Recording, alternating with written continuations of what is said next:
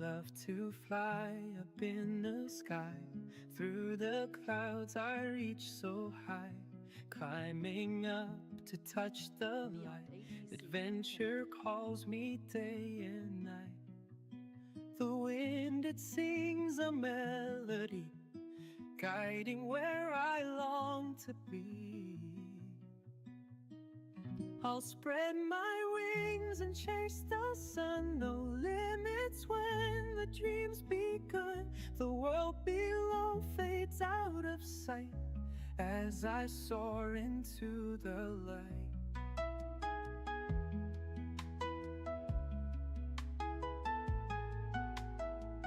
The stars above begin to shine, painting trails so bright and fine.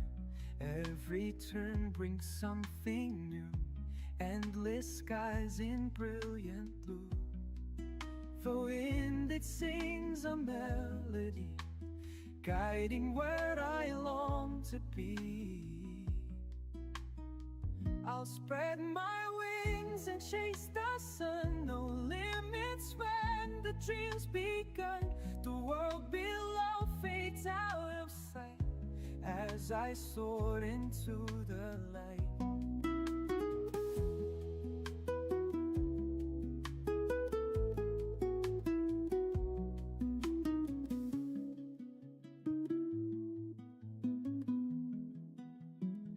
I'll spread my wings and chase the sun. No limits when the drum's begun. The world below fades out of sight as I soared into the light.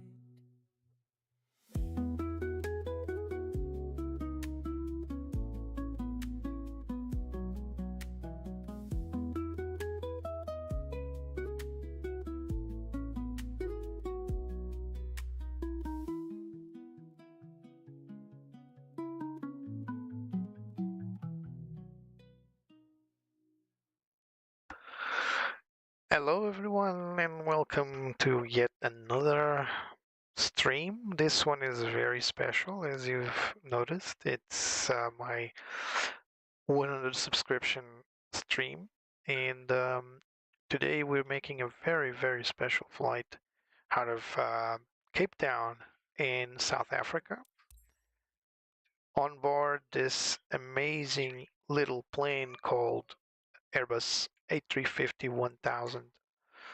So this is the flagship, the current flagship of Airbus. This is the house paint, and there's a reason why both this plane and the house paint was selected. So my initial idea was to make this flight only when the Airbus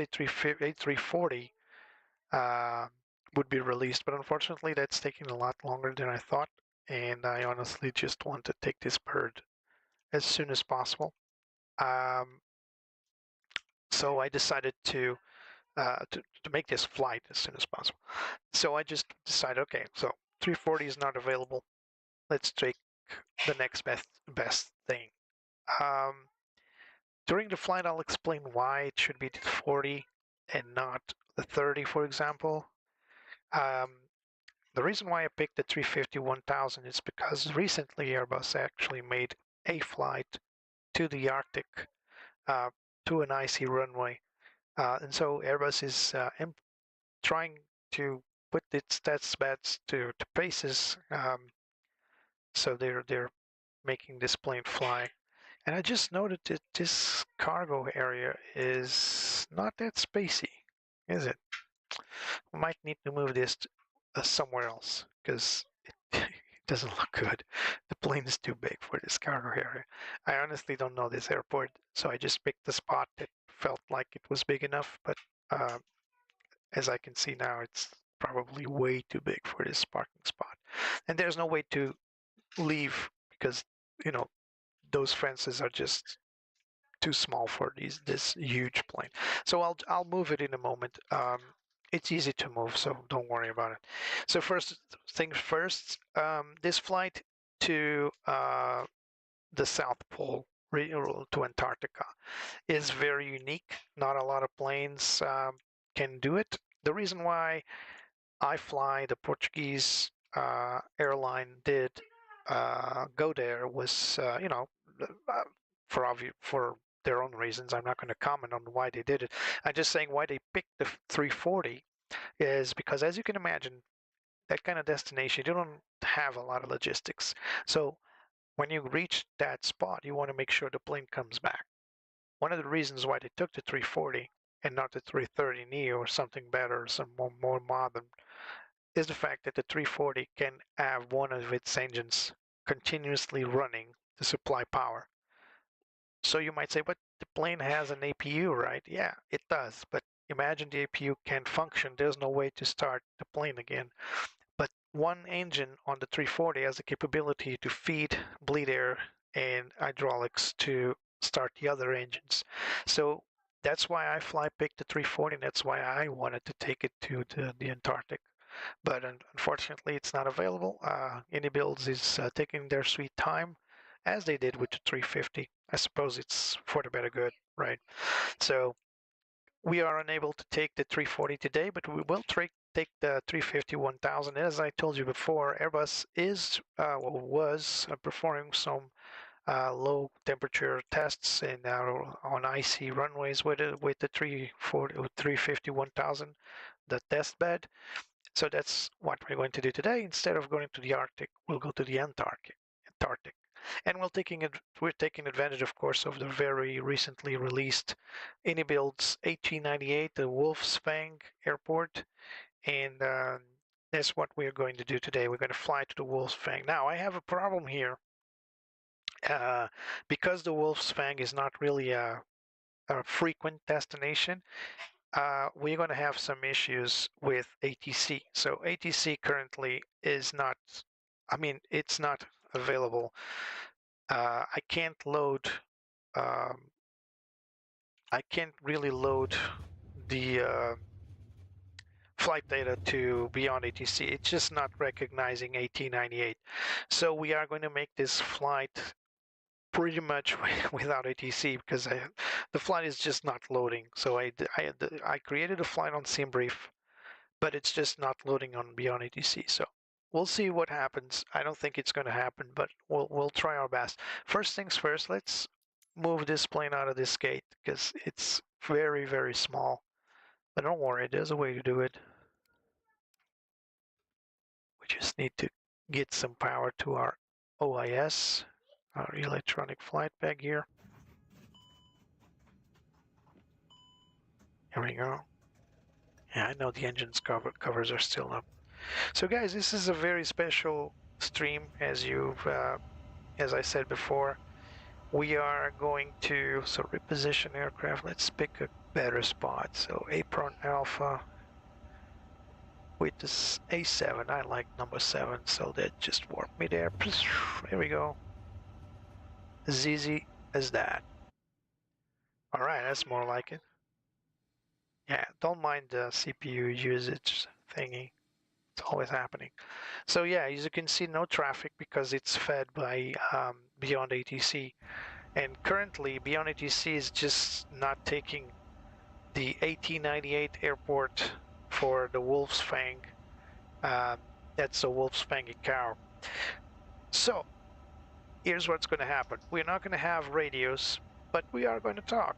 And we are going to do everything by the book, including our amazing checklists for this amazing aircraft. So first of all, let's go outside again. And let's start taking these things off, performing our regular inspection. You might be thinking, well, if you're going to look at the size of this gear, can you see that? Most of the times I look down. This one I need to look almost to the level of my head. The taxi line. Like I was saying, I don't know what I was saying, but I'll just start something new. So today's flight is going to be a little bit complicated, not just because we don't have ATC with Beyond ATC, which is kind of a bummer. Whenever there's no the airport is not on the database, it just doesn't load. it could load just the origin airport, for example, and then just control you up to some point, and then if you don't have the destination, like apparently Beyond ATC doesn't recognize it, then you might as well continue on flying and just resume on navigation. But that's not what's happening. So unfortunately, Beyond ATC has its limitations. So before I start anything else, let me thank Mirsha to be here, first one to arrive, Andrew, as always, and Airport Wings, Jose, thank you for coming. Very special broadcast today, as I'm going to give away the FS Labs A321Neo. So if you guys are into good flight simulation, there's nothing better than A321Neo from FS Labs. I mean, there are good add-ons parallel to it. I'm just saying that FS Labs does make some of the best add-ons out there, and one of them is the A321Neo. I have a key. I already have the key. All I wanted and asked in the last few days is that people come to the live stream and help me pick the winner by telling me why it should be them winning it. So I already have 2 possible winners, but of course, during this live stream, I welcome everybody that wants to win this particular key. It's for Microsoft Flight Simulator 2020 or 2022. It's your choice. All you need to do is come here to the chat and tell me, hey, I should win the A321Neo because, and give me reasons. I already have 2 funny reasons from 2 different users that came in my previous live streams. The other requisite to give away this key was, of course, to reach 100 subs, and that's exactly where we are today. So I reached and took over 100 subs, and I must thank everybody that left a like and subscribed to this day. Thank you so much. It really means a lot to me. Just today, I had 2 great news. So Andrew, I think you'd like to know, I think I'm going to get your favorite plane into Flight Simulator. How good of a news is that? Yes, I think I will. I can't really say much right now because it's still in the future. The other great news is that I got yet another plane. So I got 2 planes incoming plus a third. So three new planes, absolutely new planes, never before seen in this channel. At least one of them is actually never seen before at all because it's not even released yet. So I'm really thrilled to get this working with you guys and being able to fly in these wonderful aircraft. So let's see if we're going to have issues with the destination, the Wolf's Fang, which is our destination for today. We're departing Johannesburg Airport, so Cape Town. Not Johannesburg, Cape Town. FACT, fact. There it is. So yeah, there it is. Airport not in database. So that's an issue. Oh my God! What's going to happen now? Oh, OFP. That's what I want. What's the ICAO code they placed here? Because it's got to be 1898, because that's, what's the routing?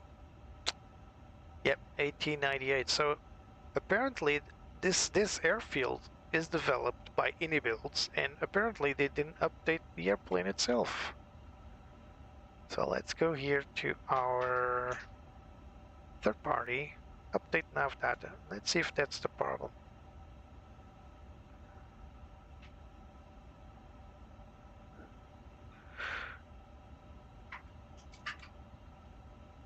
All right, so let's see if it's updated now. So we got 2510 revision 2. I believe that's correct. We'll take a moment to look at here. So from October 2nd to October 29.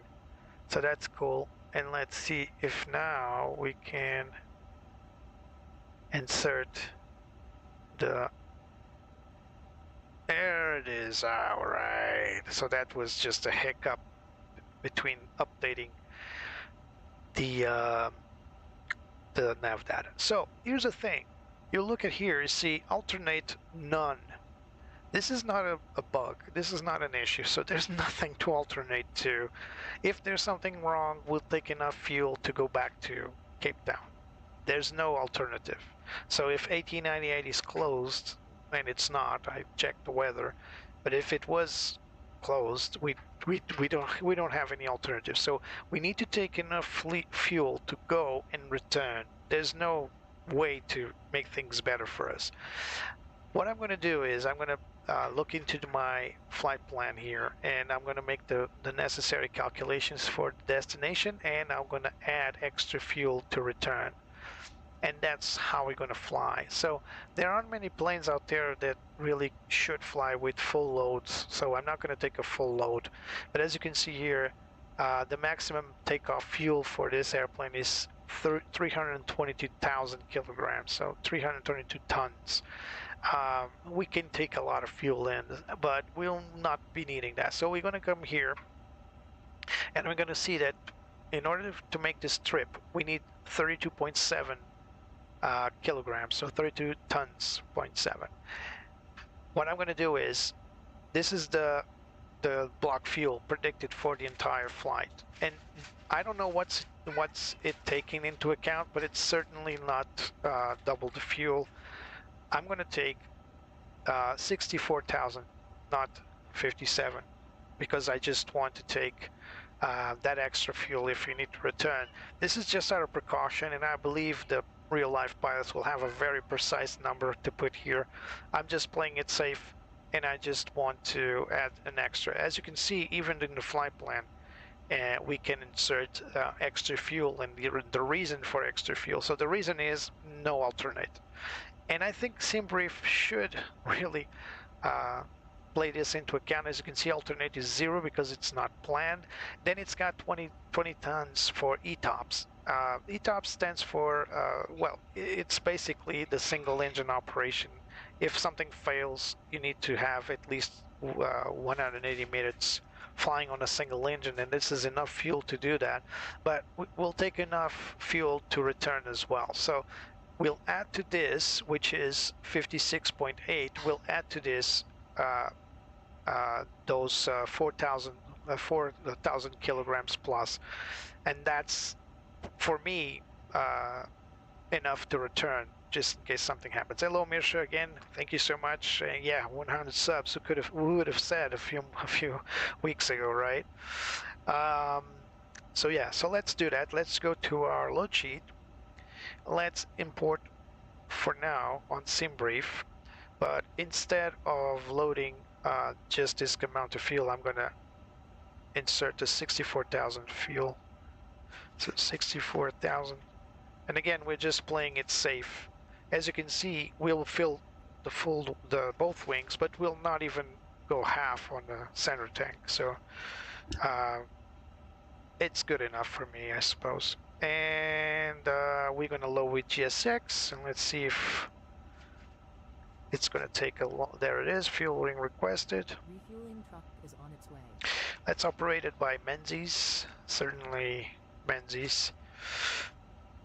Let's go back here. So again, guys, I apologize for not having ATC, but I'm going to try again to load the flight plan into Beyond ATC, but it's not looking good. The program is just stalled. It's like it's not loading, which is unfortunate because it removes that extra amount of realism we always want in these flights. Not just with ATC, of course, but also with the what's it called, the traffic, of course, traffic injection. So I'm going to reload Beyond ATC one more time. Let's see if it can load AT98 airport. So it loads Cape Town pretty good, but not AT98, which is unfortunate. AT98, to be honest, doesn't have any kind of of ATC control, so to speak. It's more or less Unicom, but still, it would be nice to have at least traffic Truck is in position. until we reach that. So yeah, what I may do is edit the flight plan and add like a return to Johannesburg, but that would mess with Beyond ATC like crazy. We would need to cancel the flight plan, and it goes berserk when that happens. But then again, we can live without ATC for today. This is a very special flight, and I want to talk about what we are going to do today. More than I want to obey two ATC instructions that sometimes just using the fuel menu. All right. So I just told GSX to load the fuel I selected instead of the one predicted in the flight plan. So what's so special about today's flight? Well, I'll show you. This is Cape Town, and we're basically going to fly to the middle of nowhere. Right there, the Wolf's Fang, as it's called. It's an Antarctic station. We'll talk about it during the flight. A few months, I believe, or maybe a year ago or something, or maybe more, I fly the Portuguese charter airline, flew more than once, I believe. I think it's the second flight they did. I'm not sure, but they did fly to the Antarctica, to this very same spot right here. Again, they had their technical reasons. I believe it was for logistics, something like that. But of course, knowing the high fly owners as I do, and a lot of people here do, they like to do stuff first. So like the milestones, trying to make some milestones in aviation. I'm not sure it was the first time a jetliner like an A340 flew to the Antarctic circle, but it certainly isn't common. So they did that on an A340-300. They flew out of Cape Town, just like we're going to do today, into the Wolf's Fang.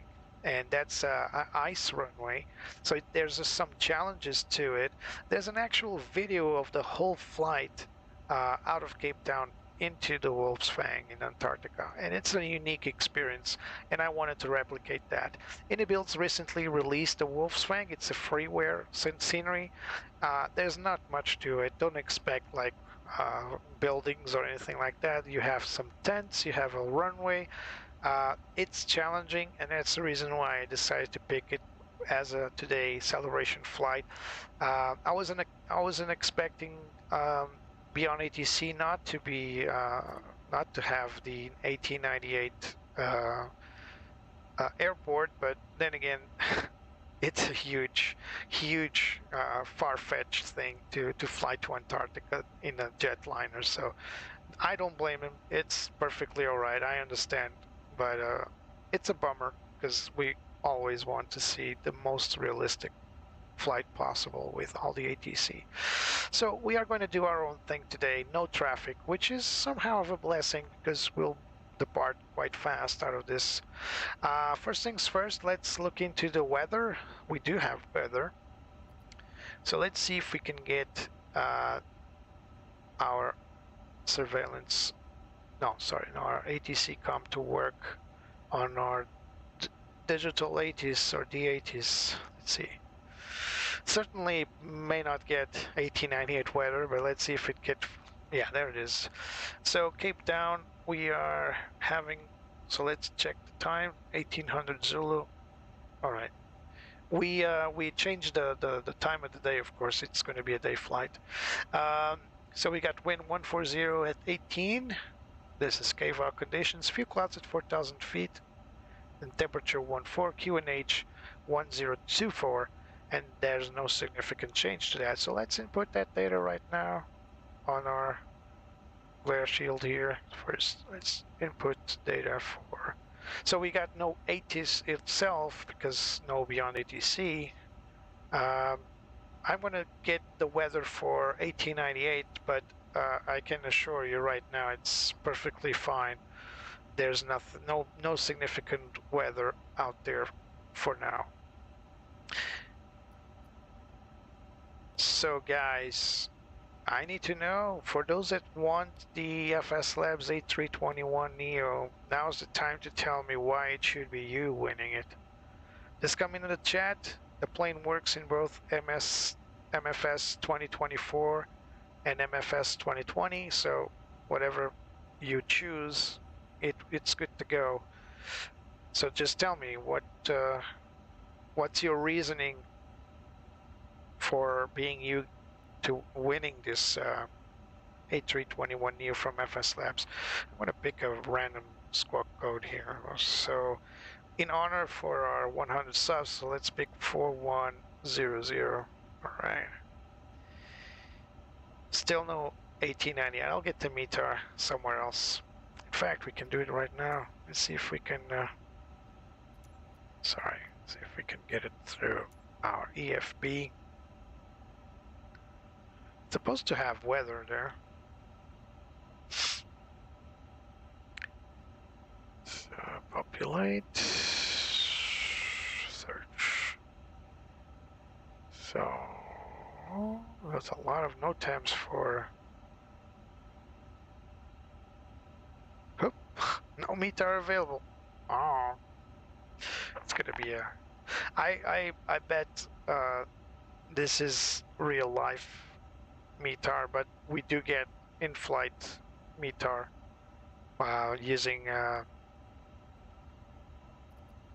active sky. So let me see if I can get it, and I can tell you the conditions at the destination.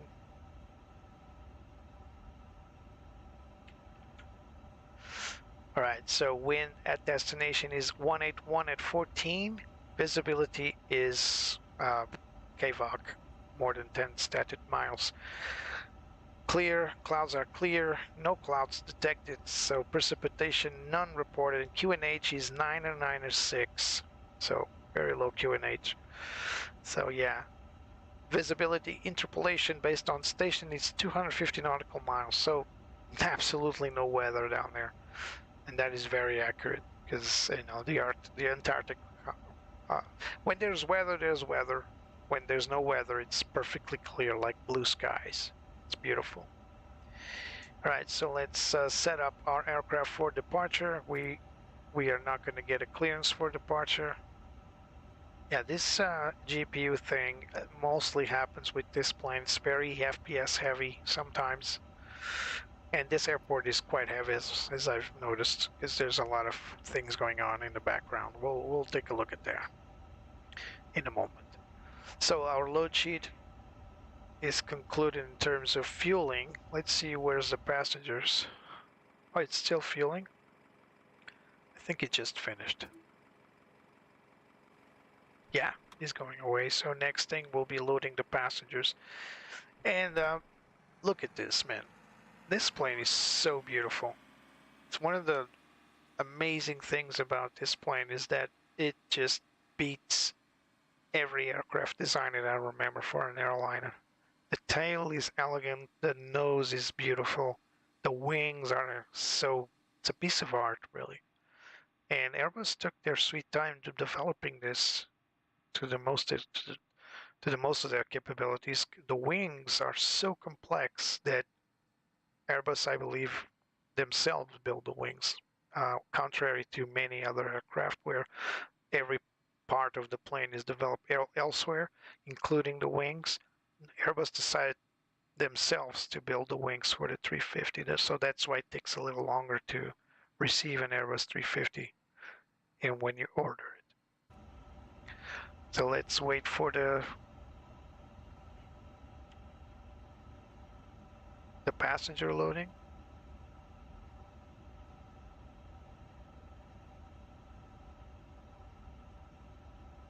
So let's see.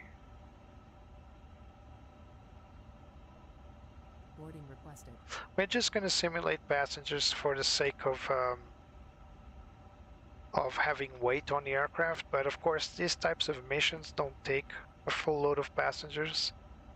They're mostly training missions or technical missions, so it's not like they're taking a full load of cargo and passengers, but we are going to simulate, well, the cargo they may take because it's basically logistics to that spot. That doesn't get many logistics anyway.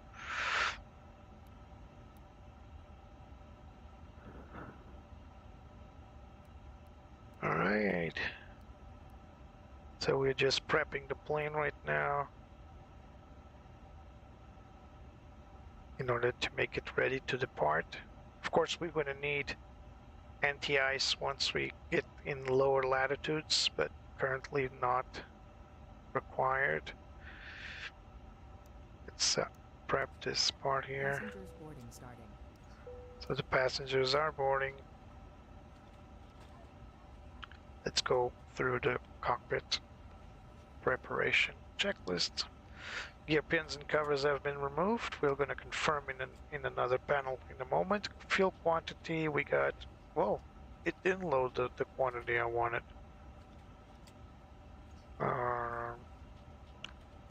Well, it's enough to get there. I just wanted to play on the safe side and get back. But I guess we got ETOPS, 20 tons ETOPS if there's anything to load extra.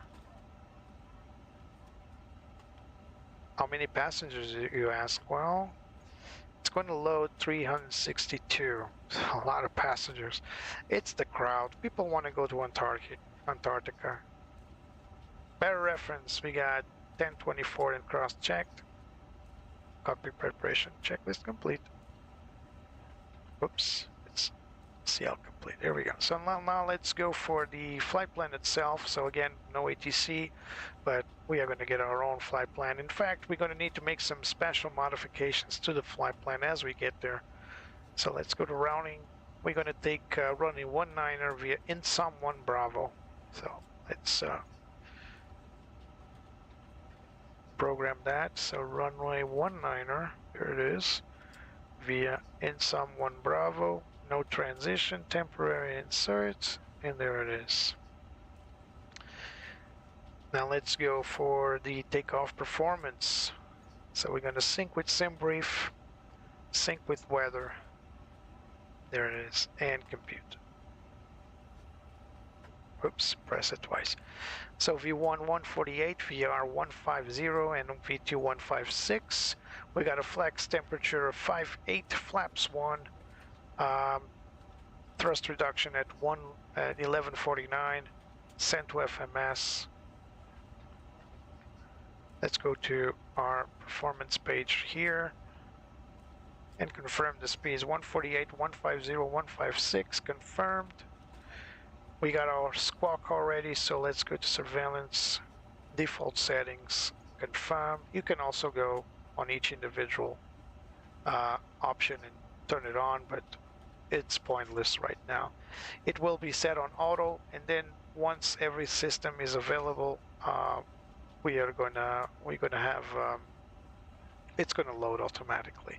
Most of these systems require the weather, TAWS, they require INS alignment, so the plane is not yet INS, is not yet aligned, so that's the reason why it's still orange.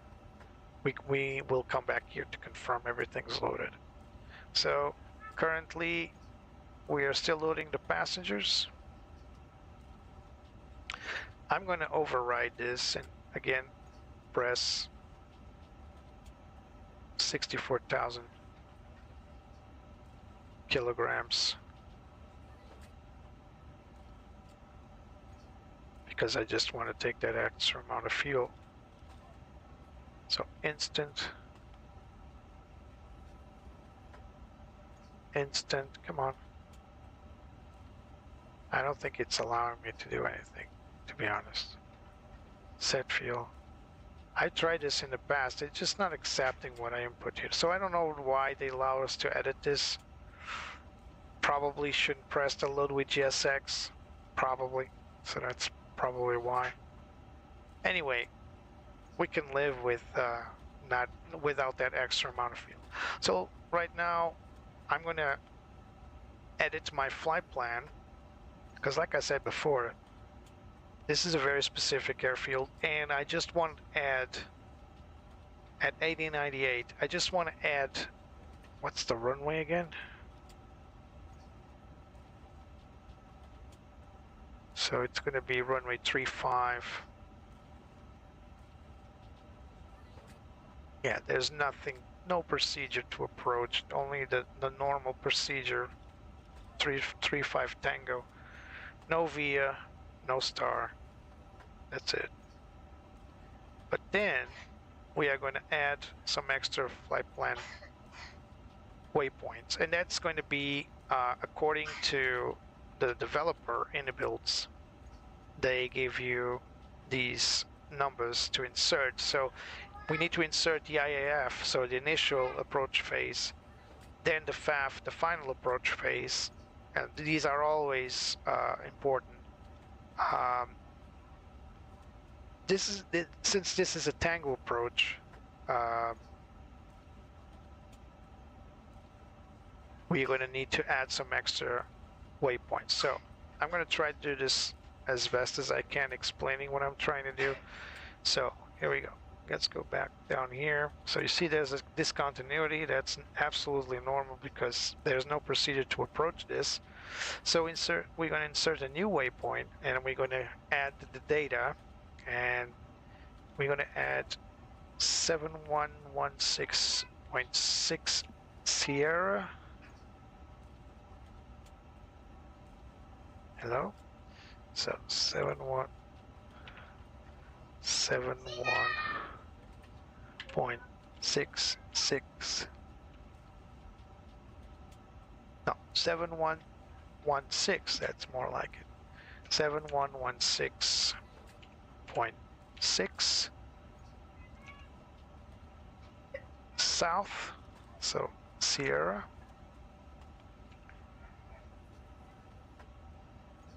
And 008442. 008442. Sorry. Decimal 2. And that's west, I believe. No, east. My bad. All right. And east. Enter. Oh, my bad. So this is the initial IAF. Oh, it's not allowing me. IAF. Well, that's on. And now the steer points. Oh, new subscriber. Who is it? So 7116.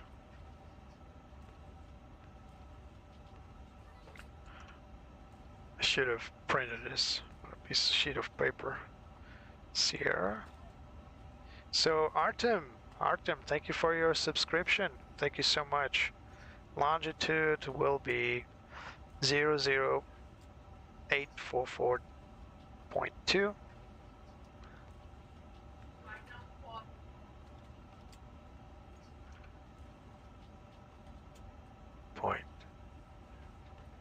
.2 easting. There it is. So IAF is set, so store. Let's insert yet another one.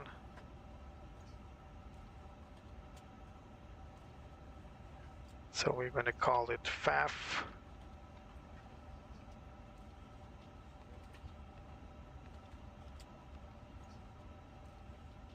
Oh, what just happened?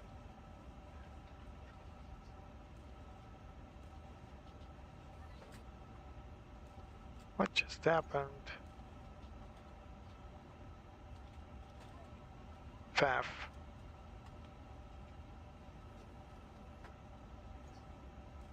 FAF. Enter. Wow.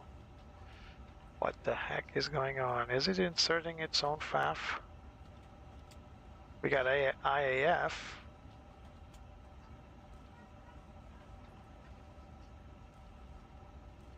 That's a center line here. So we might not need the IAF anyway. So we just need to delete the constraints here. And insert. So apparently it's already picking the FAF. Let's take a look at the flight plan here. It's the only way we can be certain. So let's go to ARC. No, sorry. Not ARC. Land. Still loading passages, so we're doing this Oh, okay. So there's a CF. So we need to add an extra waypoint here. So,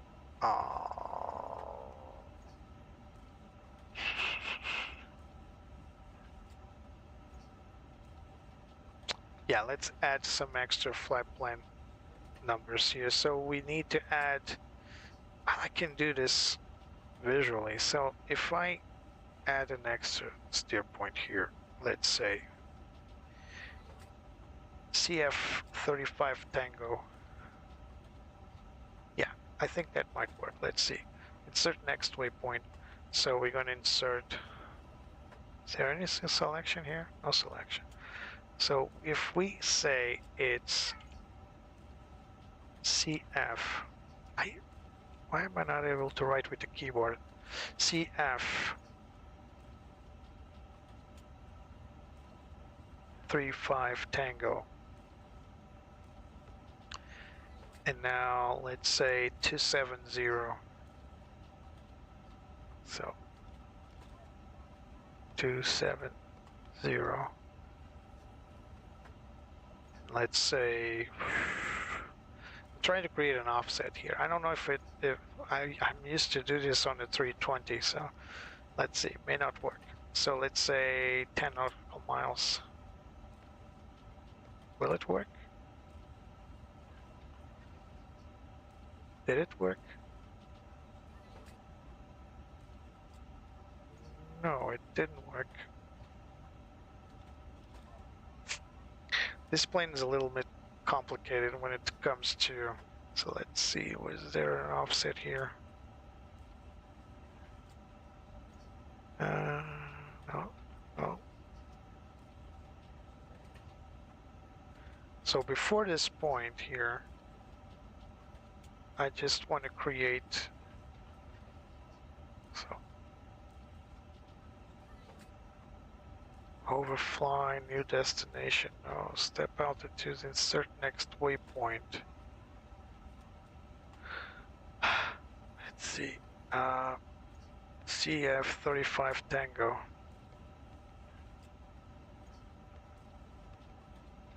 All right, so now we can place like,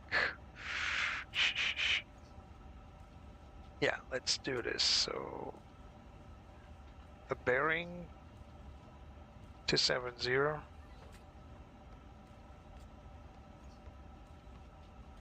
And distance of 10 miles. All right, let's see. Did that get me what I wanted to go?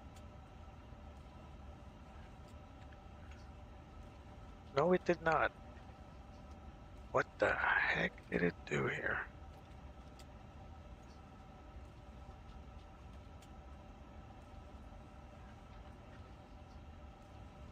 Huh.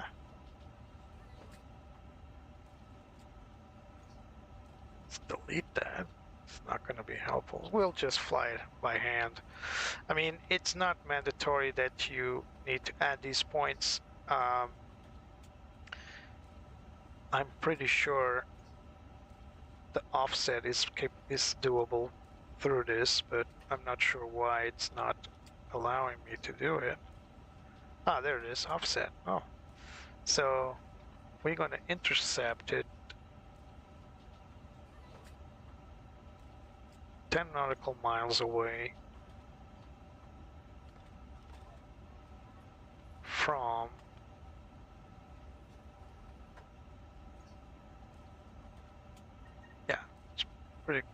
pretty good. 10 nautical miles, it's good enough.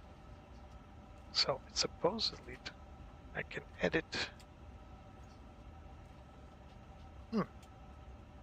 Supposedly it should add a line, like an offset line out of this point here, at least this point here.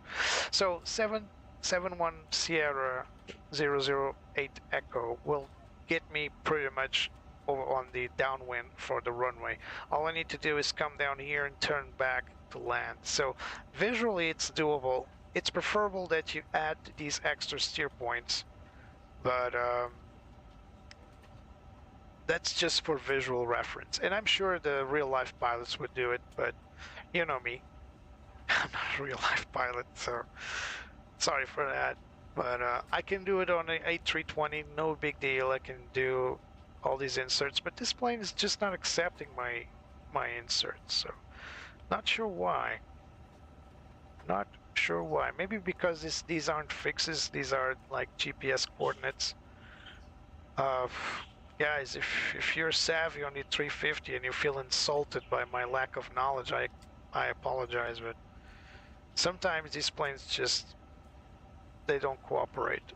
So I wanted to insert like an offset point.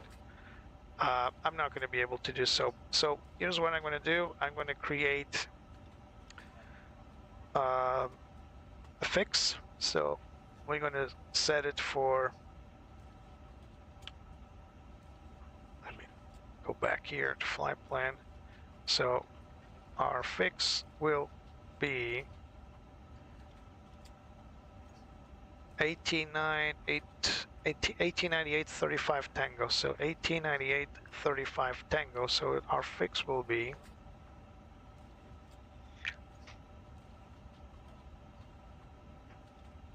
1898.35 Tango. You'll see what I'm doing. So right now it sounds awkward, but you'll see. And radial will say, so let's say 270. And radius, oh sorry, enter, and the radius will be 10 nautical miles. And now, hopefully, I'll get what I wanted. There it is. So here's what I did. I created this circle here. Let me zoom in for your viewing pleasure.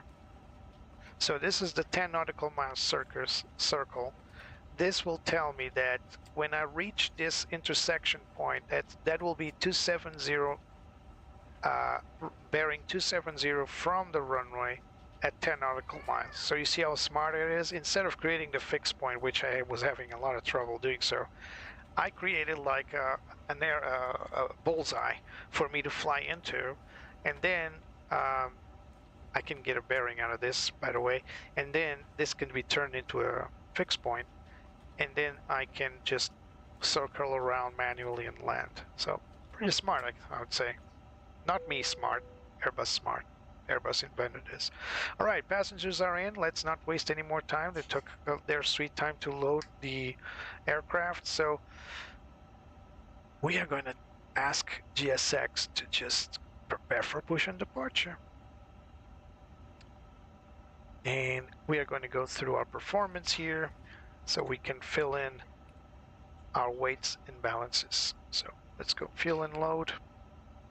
Again, we're not going to take the fuel I try to set up here. As you can see, it's still there, but for some reason it's just not accepting it.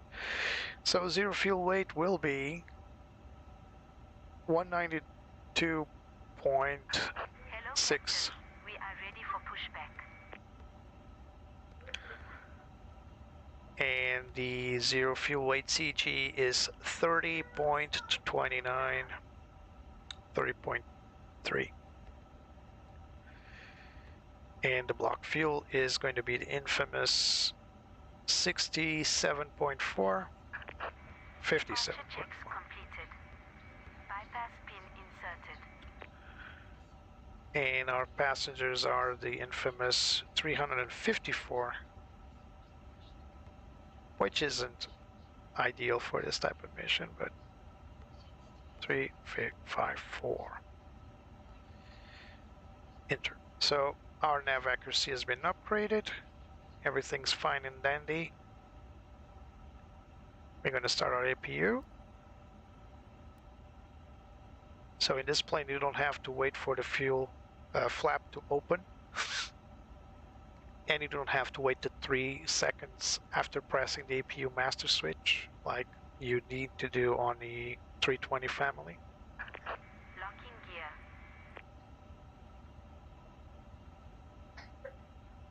While the map's loading, let's set this to flight plan.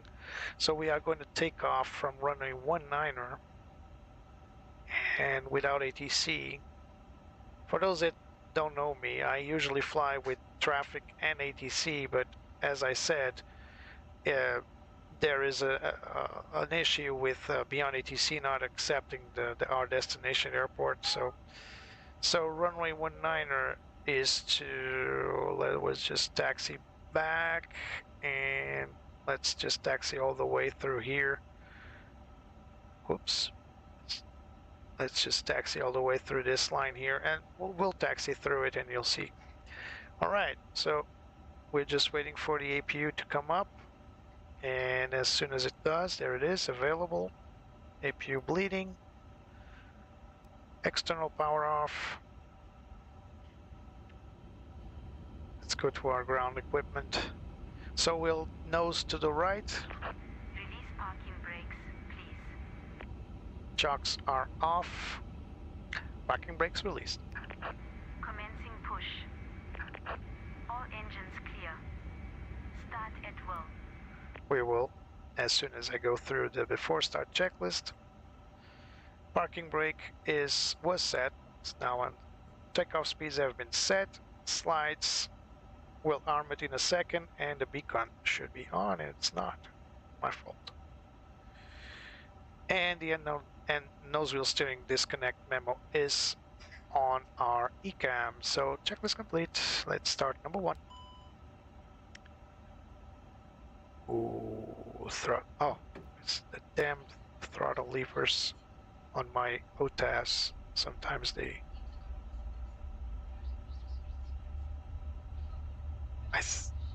I can swear I said nose left, didn't I?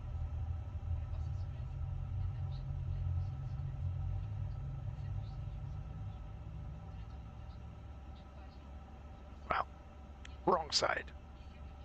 Should be nose left, not nose right. But hey, today we can do whatever we want, right? Engine number 1 starting. I can swear I said nose left. Maybe the cursor just slipped. Don't know. Let's go back to the performance page here. Number 1 available.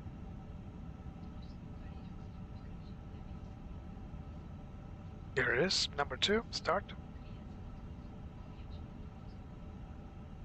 Oh, there's grass on the runway. That's always fun.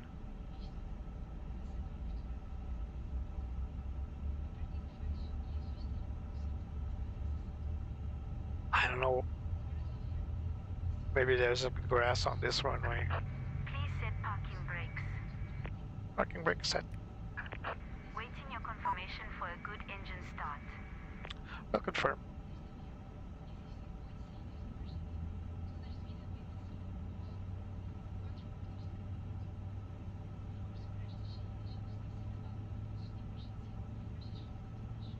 Waiting for stable number 2.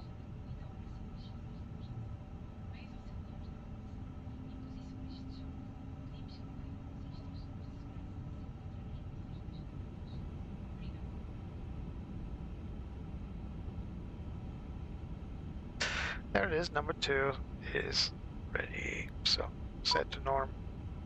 Let's call in guys down there. So those sliders have been armed, that's what the blue indicators are saying.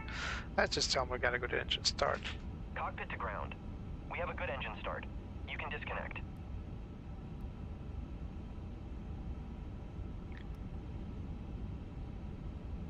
So we should be facing the other way, because that's where our runway would be, runway 19er.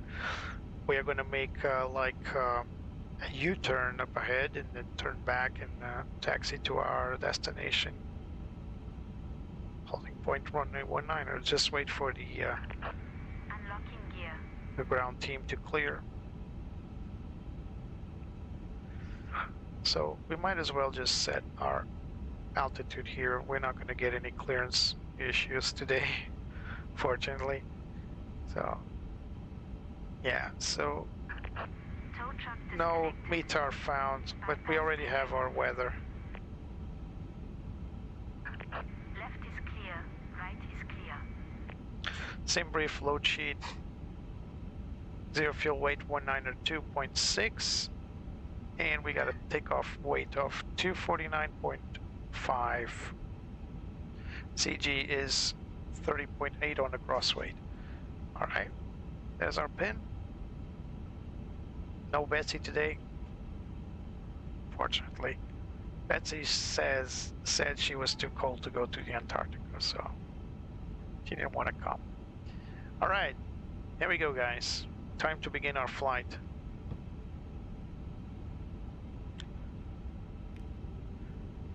So let's make a U-turn here, which is not a good, not an easy thing to do with such a big plane.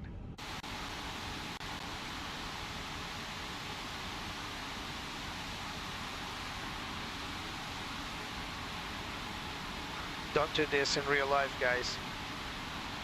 Don't make U-turns with your huge Airbus A350-1000.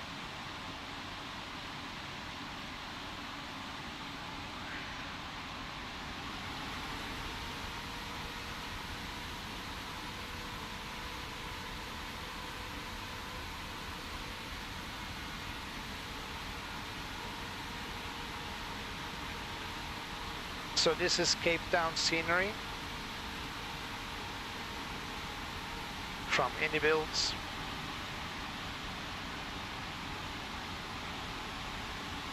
No affiliation. In fact, I have to be honest, Inibuilds was a bit rude answering a request from me because I wanted to gain access to their A340 if possible. But not only were they a bit arrogant, considering I'm a small channel, I understood that, so I didn't take it personally. But they were a bit arrogant, saying, well, we already have our affiliation program complete. So not sure what that means, but I understand it. I mean, I'm a small channel. But then when I said, what about any possible future affiliation program, and they just never replied, which is unfortunate. I mean, I'm a small channel, but you can at least have the courtesy to say, hey, you're not big enough, sorry.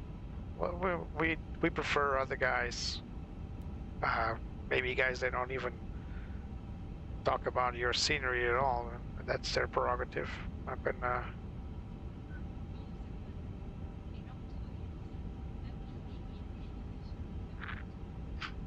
I'm not even going to argument with that.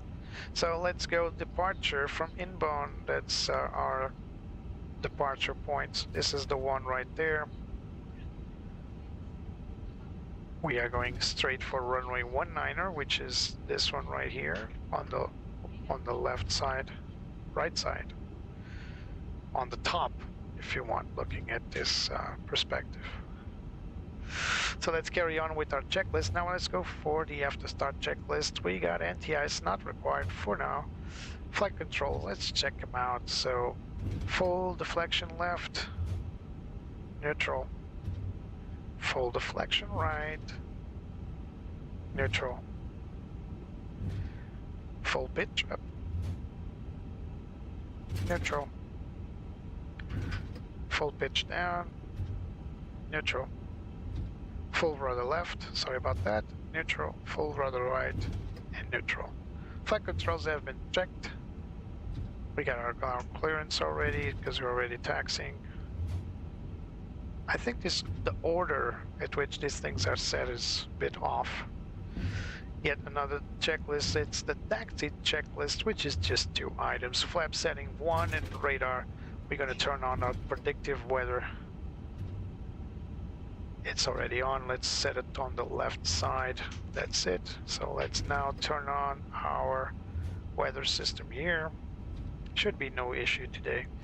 So radar is on, and now we just need to complete the ECAM for departure, which is this one right here. So everything is fine and dandy, and if everything's green, we press TO config for 1 second.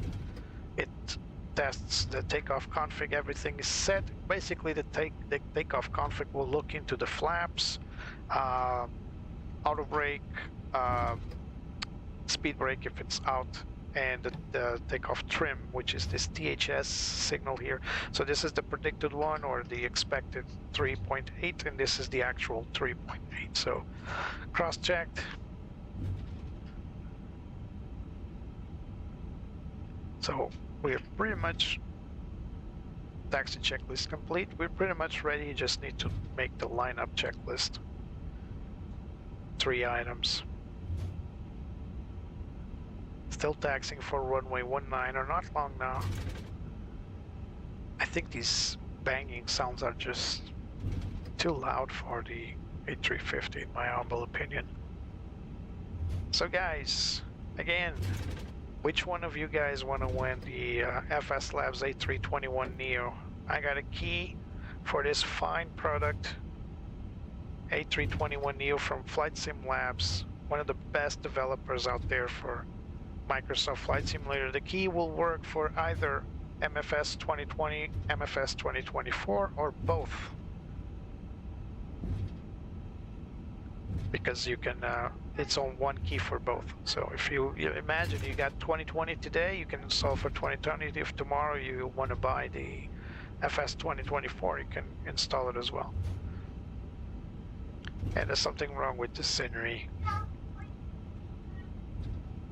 I didn't update it. I think there was an update for it. I didn't update it, so maybe that's the update required.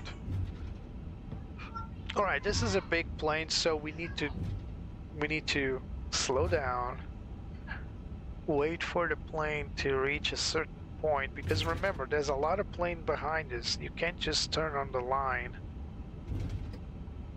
And I'll show you on the outside view what I mean. See? It's a big plane. It's a big, beautiful plane, by the way. So, forgot the taxi lines there. Betsy, you're not here. You're not reminding me of these things. Alrighty, so we're fully ready. No need to wait. Let's just line up and let's perform a lineup checklist. So, cabin is ready. We got runway 19 checked. Let's zoom in for your viewing pleasure. Cabin is ready. Takeoff runway set. Packs 1 and 2 are on. So, checklist complete. Here we go. Turning in.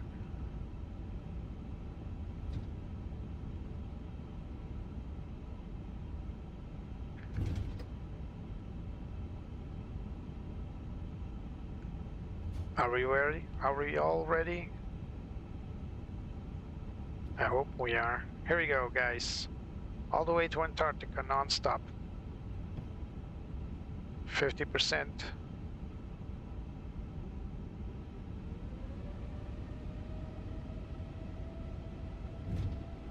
Go to man flex. Flex 58 set SRS runway. Airspeed alive.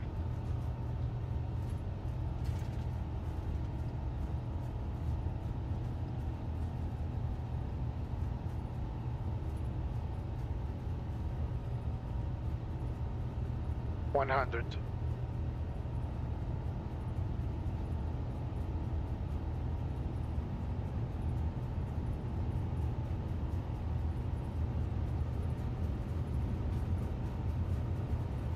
V1. Rotate. Positive rate, gear up.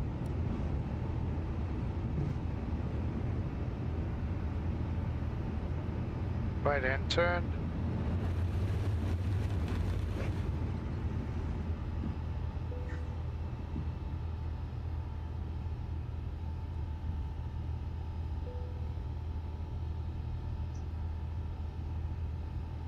Speed check.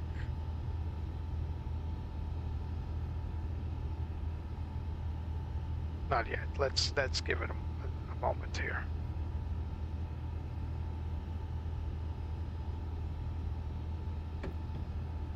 Thrust to climb. Nose down. We are going to accelerate.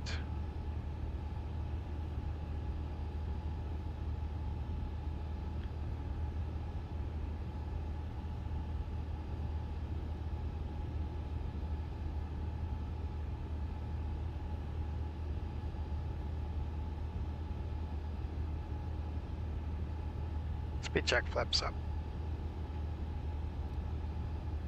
All right, who's going to tell me what I did wrong? Who can perceive what I did wrong there? And it's my bad. It's my fault. Autopilot 1 engaged.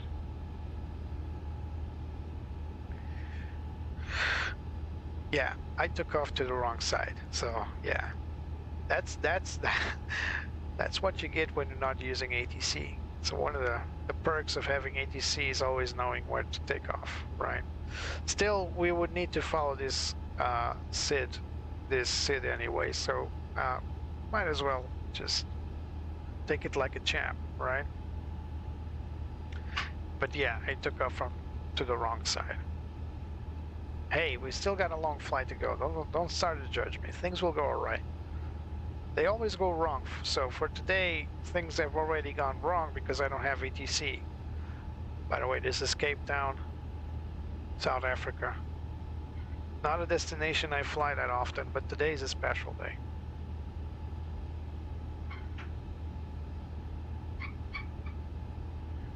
All right, Tony Toga. Is that Toga for takeoff, go around, Tony? Please don't tell me you take off with Toga all the time. You know, when I started flying regularly, I'm a simmer for a long time. But when I started flying, like, you know, for real, when I started take things as real as I could, I always took off with Toga. I didn't understand the concept of the rated takeoff. When I started looking into it, I thought, well, this is too complicated for me. And that's way before planes had takeoff performance cheats and all that. And the flags. The first plane I ever flew regularly was the Dreamfleet 737 for Flight Simulator X, and that was a long, not X, FS9. So that was a long time ago. I believe I even flew it in FS 2002, if I'm not mistaken.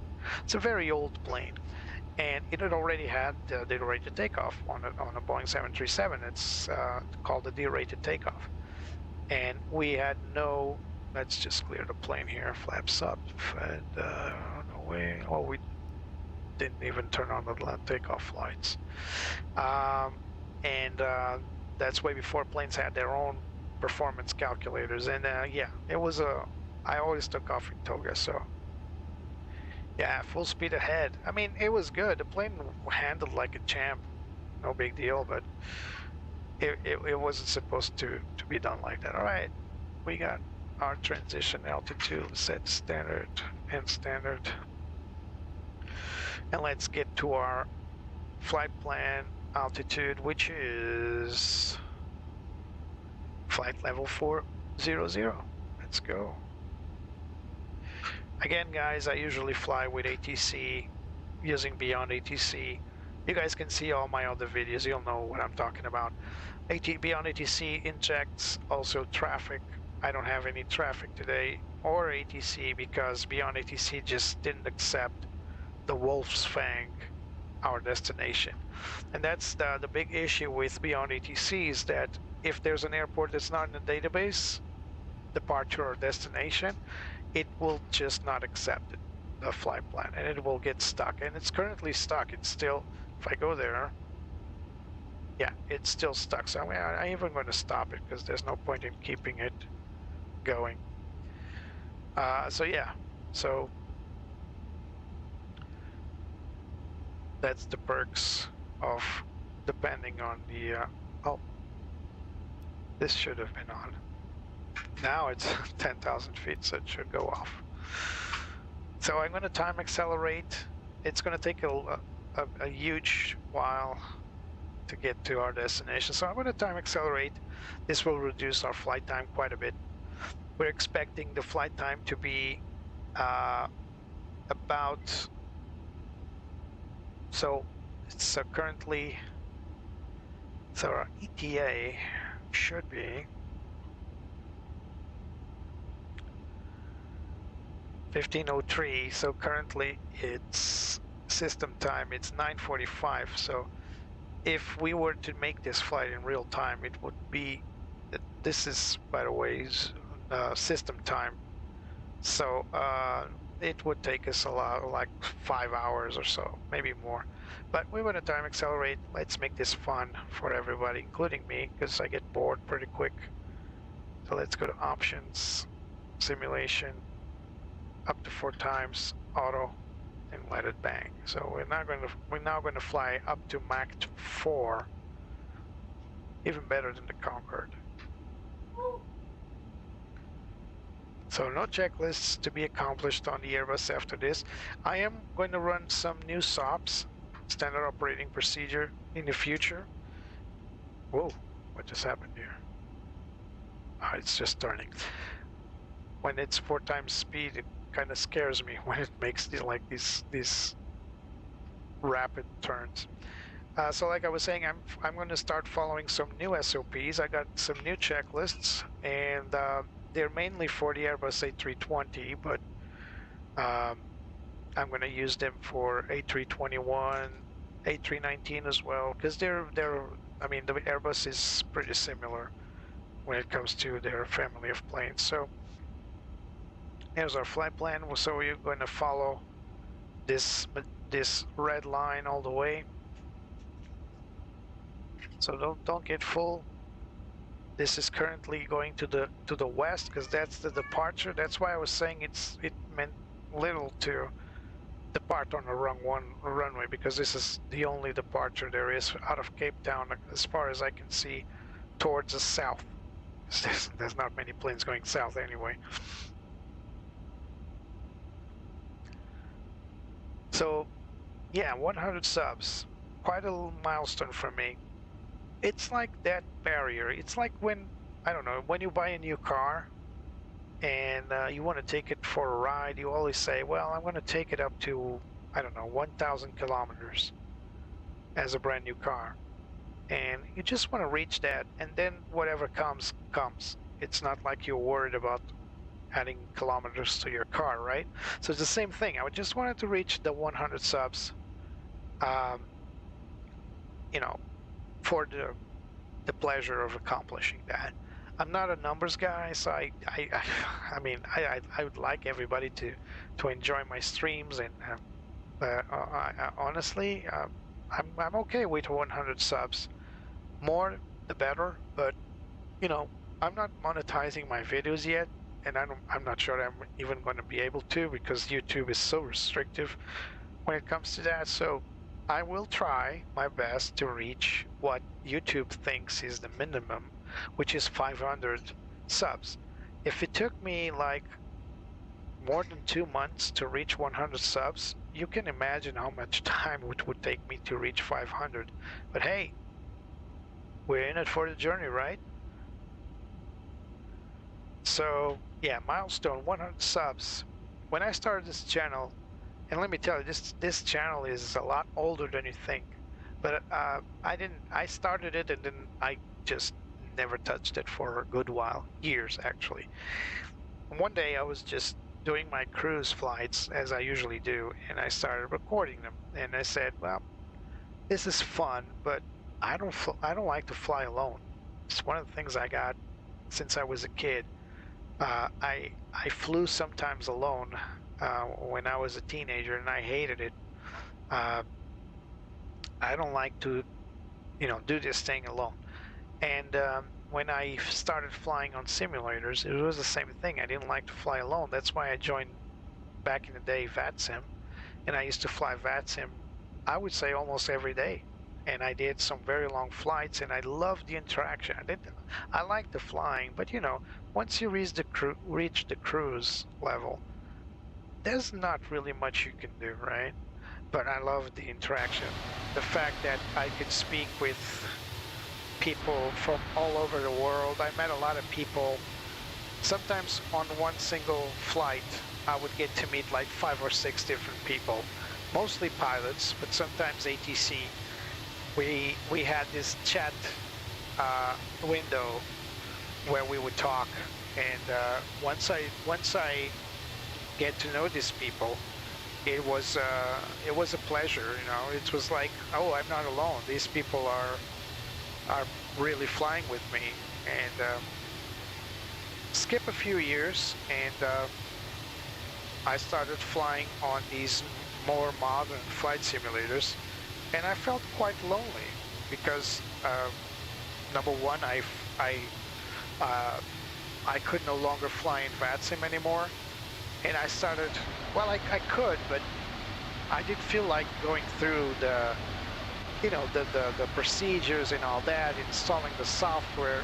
I just started flying Flight Simulator for the enjoyment of flying, and I've noticed that I wasn't enjoying it.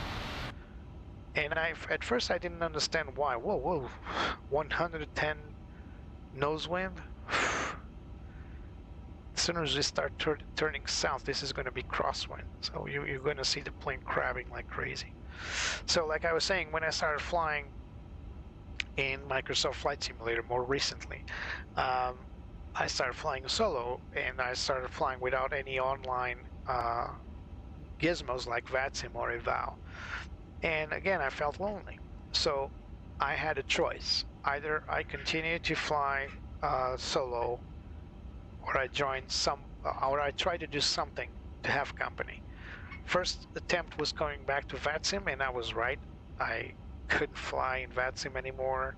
I mean, the platform is great. What I mean is that it requires to install some apps to run, and back then I had a very lousy computer, and I just don't want to mess with that. So I started searching around, and I found out, well, let's backtrack a little bit. First of all, I started streaming. I do have a few videos. Some of them unlisted it. I started in Twitch, actually. I didn't start on YouTube. I started in Twitch. And in Twitch, I was able to started, get the basis with the streaming bit and the pacing and all that, and I started looking at ways to make things interesting. But Twitch is a very specific platform. It is truly for gamers, for games, for video games, not for simulation.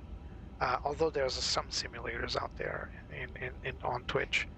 And then I turned to Facebook, and I felt like, well, maybe this is better because there's a lot of aviation videos around, and people who are searching for aviation may stumble upon simulation as well. So cool, let's do that.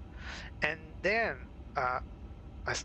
when I was streaming, I noticed, well, I need to make this as simming. Not, I wasn't worried about realism per se, but I needed to make things interesting and make people learn something as best as I could.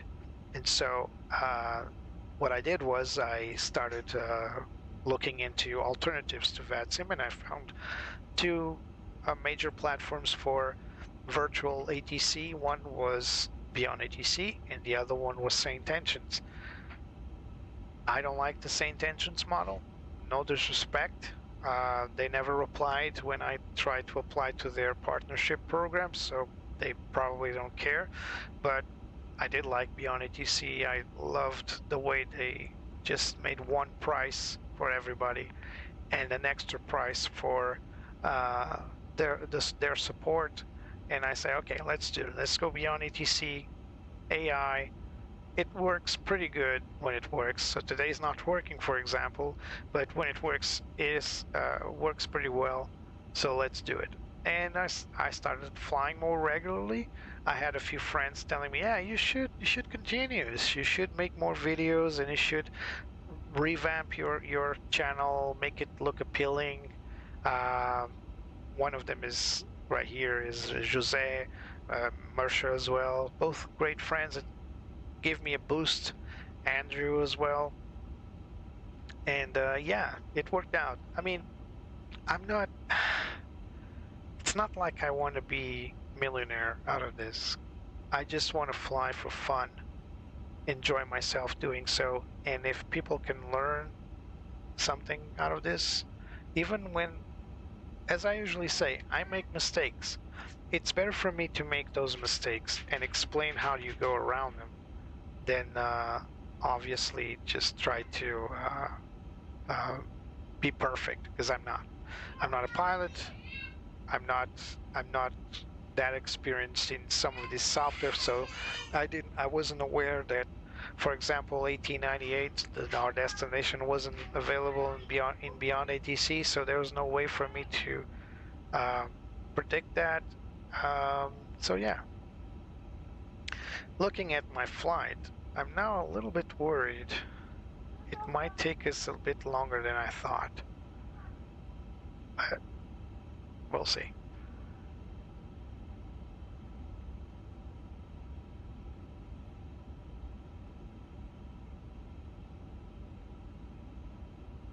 So guys, once more, there's a sweepstakes going on. If you guys want to win an FS Labs A321Neo, remember, I got one key to give away. All you need to do is come here to the chat and tell me why it should be you winning that key, and I'll give it away freely, for free. I mean, and freely. No one's making me do it.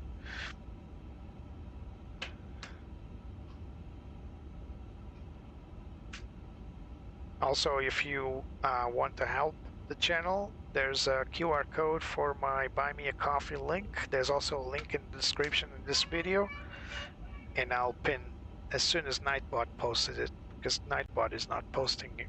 Didn't post yet. My bot sometimes borgs itself. I believe that's what happened today. So guys, ask me anything. It's one of those things. It's one of those live streams. I set it up in order to be a bit longer so you can have like a proper conversation about everything. Feel free to ask. Of course, this will be available on video as well, so feel free to ask in the comments below if you want to ask any questions. I got awesome news for those that follow me for some time. I got confirmation of at least 3 absolutely new planes coming to Microsoft Flight Simulator 2024 that I'll be able to test. One of them is not even released yet, so it's going to be fun. I'm just waiting for that release to come. The other 2 planes, they're already out there. Where they just need some little time, some extra time. I've been asked on one of them to wait for an upcoming update. That's what I'm going to try to do. As you can see, the plane is struggling to reach flight level 400. That's because we got a step climb, and we overridden that step climb. The plane is just a little bit too heavy to go that high, flight level 400, so 40,000 feet. So it's just waiting its sweet time, burning some fuel, getting a little lighter, and then it will reach that altitude, pre-established altitude. We are having some severe wind coming from our left, and it's a bit of a nose wind, so there's a nose wind coefficient.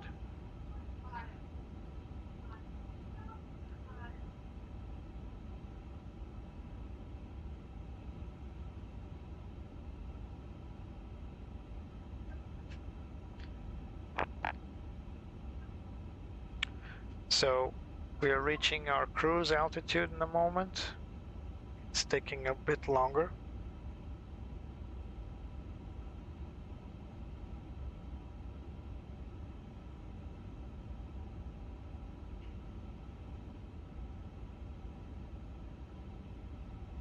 So thank you guys. Thanks everybody that contributed to reach to these 100 subs.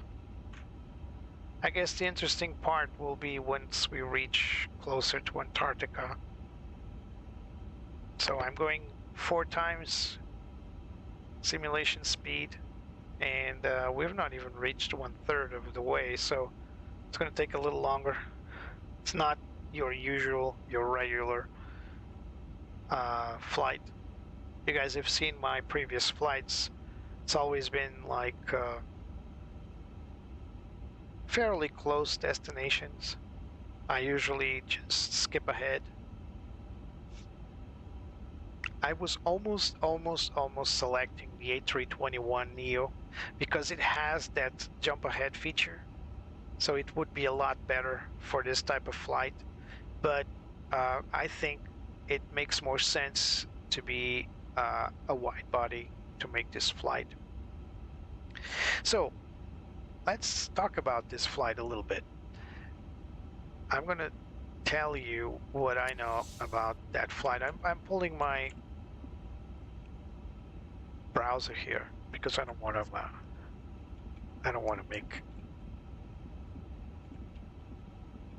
to give false information. So this flight is an homage, if you want, to the flight that iFly performed in 2003. So that was 2 years ago on an Airbus A340-300. So an Airbus A340, the longer A340, not the longest, but they were the 200 and 300 with the conventional CFM engines. So that was the one, and they took it to the world's famous Wolf's Fang. What is the Wolf's Fang? Well, it's basically, I'll tell you what exactly it is. Basically, the Wolf's Fang is an airfield in the middle of nowhere. It's a private, believe it or not, it's a private airfield. It's a private runway, so it is. It has a 3,000 meter runway. It's not that long, but it is enough. And that the characteristic of that runway is that it's made of ice. It's ice. There's no tarmac in there, and as you will see. And what happens there is that there are a lot of private flights going into there. I'm not sure if there's tourism involved. There probably is. There's nothing there. There's only tents, and I think that's an experience for the super rich. The airfield is surprisingly well equipped. It has like firefighters in there. It has some weather forecasting stations, which doesn't appear to be working in Flight Simulator just yet, as you saw. Yeah, from what I've been reading, there's some camps. There are a couple of camps there, and it's mostly for like adventurers that want to visit the wide continent, Antarctica. There are some flights going in and out. I don't think there's regular flights, but there's some like weekly or at least semi-regular flights in and out. You need to make reservations to fly there. It's a very unique place to go. And so again, back in 2023, iFly performed their first flight there, and they did it on their Airbus A340-300. Now, I already explained why they picked that plane and why I also wanted that plane. So, as you know, planes have their wing engines. So engines mounted on the wings, of course. Sometimes the wings are set on the back of the plane, but they also have a third engine or an extra engine. In case of the A340-300, it has 5 engines in reality, which is the APU. It's set up on the tail of the aircraft, so that a tail cone, and it's basically an engine. It is an engine, and what it does is a generator. So if there's an issue with the engines on the aircraft, you can turn on the APU to supply power to the aircraft while airborne. While on the ground, the APU basically stands like a generator, a gas-powered generator that supplies power for the many systems of the plane, not just on an emergency, but also to start it up. The reason why iFly picked the 340-300 is because it's a 4-engine aircraft, and one of the engines, any of the 4 engines can actually feed the other 3 engines to start them. So if there was an issue with that plane APU, it could use that engine to supply power to power the 3 engines once it got to its destination. So that's the reason why they picked 4 engines. You might say, well, why don't they pick? They could have picked the twin engine for that matter. Well, it's a feature unique on the 340. I don't remember what it is, but it has a feature that is very unique for the 340, 300 on the number 4 engine. I believe that it supplies directly an hydraulic line. I'm not sure, but you guys can search on that. So what they would do is they would fly to the Wolf's Fang, so the Antarctica destination, the airfield. They would stay there with an engine on, supply everything, unload the cargo on the other side. So it's usually engine number 4, so the rightmost engine, and never need to rely on the APU. So if the APU, even if the APU fails, that engine alone is capable to power up the other 3, and they could depart. Imagine if that APU broke down and you're in a very remote place. Imagine if the APU breaks down, there's no way you can get that plane off that airfield in no time.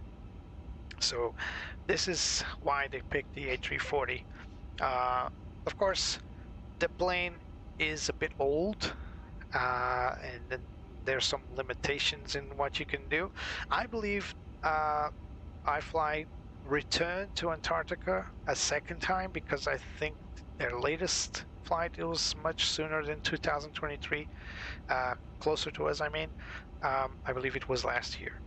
Correct me if I'm wrong. So today's flight, I wanted to make this flight with the A340, but unfortunately Inibuilds is just teasing us with their plane, and they're not releasing it just yet. So I wanted to make a special flight for the 100 subs. I want it to be a very different flight. I was thinking about a couple of alternatives if I could make this work. I almost aborted this when I figured out Beyond ATC wasn't available to load. That will leave us without traffic. But then I thought, traffic is not really relevant for this particular flight, right? Because, it's in the middle of nowhere, and there's absolutely no way we can expect traffic in the South Pole. So might as well just go on with it and hope for the best, and here we are. Now, from what I read, flights to the Antarctica, especially during this time, the summertime, are very, very much uneventful. There might be some strong winds, basically in the South Atlantic, which we already saw is true, did happen.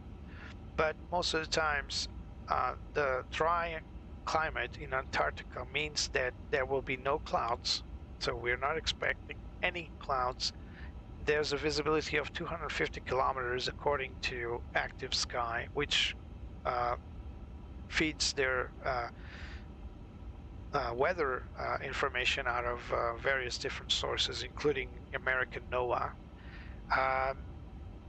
And so without any significant humidity, there's no clouds, and if there's no clouds, basically there's no weather, no severe weather. However, sometimes there is some very nasty weather down there, but then again, you won't be flying there. The airport would not be available during those conditions, and that's basically during the winter when it gets really, really cold.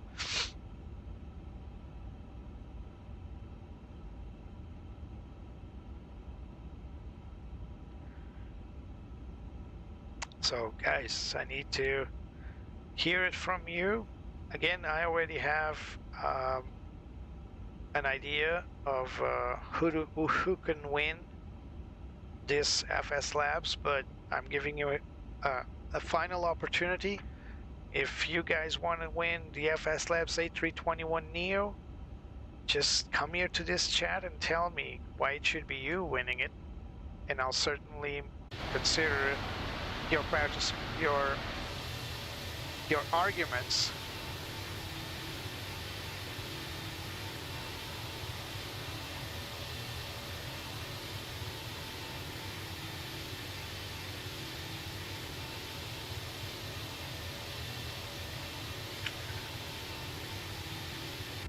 So why did I pick the A350 1000? Well, that's because Airbus itself has been taking this plane to the Arctic, not the Antarctic.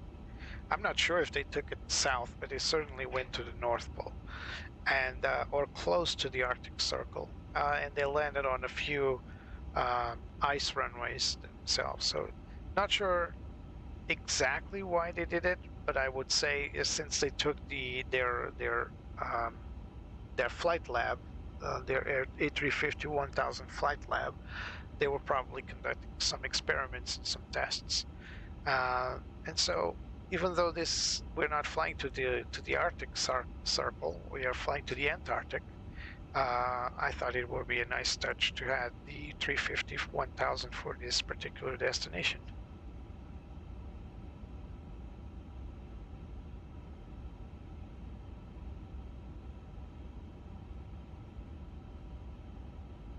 So our ETA in flight in the simulator is about 2 hours more, but we're flying with time accelerated, so I believe we'll take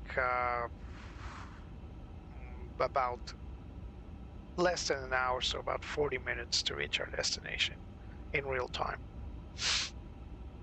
I wish I had the jump ahead feature as we do have in the FS Labs A321Neo. So imagine this, you guys flying in an A321Neo, or let's say you, instead of taking the 350 like I'm taking today, you would take the 321Neo from FS Labs. You can jump ahead to a certain waypoint. So you might want to jump to a waypoint before your top of descent because you want to manage that descent. So you can easily do that with the jump ahead feature, which I believe should be standard on all modules. What is standard on all modules is the time acceleration like we're doing now. We are 4 times the speed, the 4 times the time compression. So we're pretty much at Mach 4, so to speak, in terms of real life, or Mach 3 point something in terms of real life speeds. And as you can see, we're pretty much reaching the 1/4 of the way pretty quickly. In simulation, it's already been 1 hour and 50 minutes. It's been a lot less in our real flight time. But FS Labs just took a step ahead, and they had that teleportation system of the jump ahead, and that's pretty good. Welcome back, Mirsha.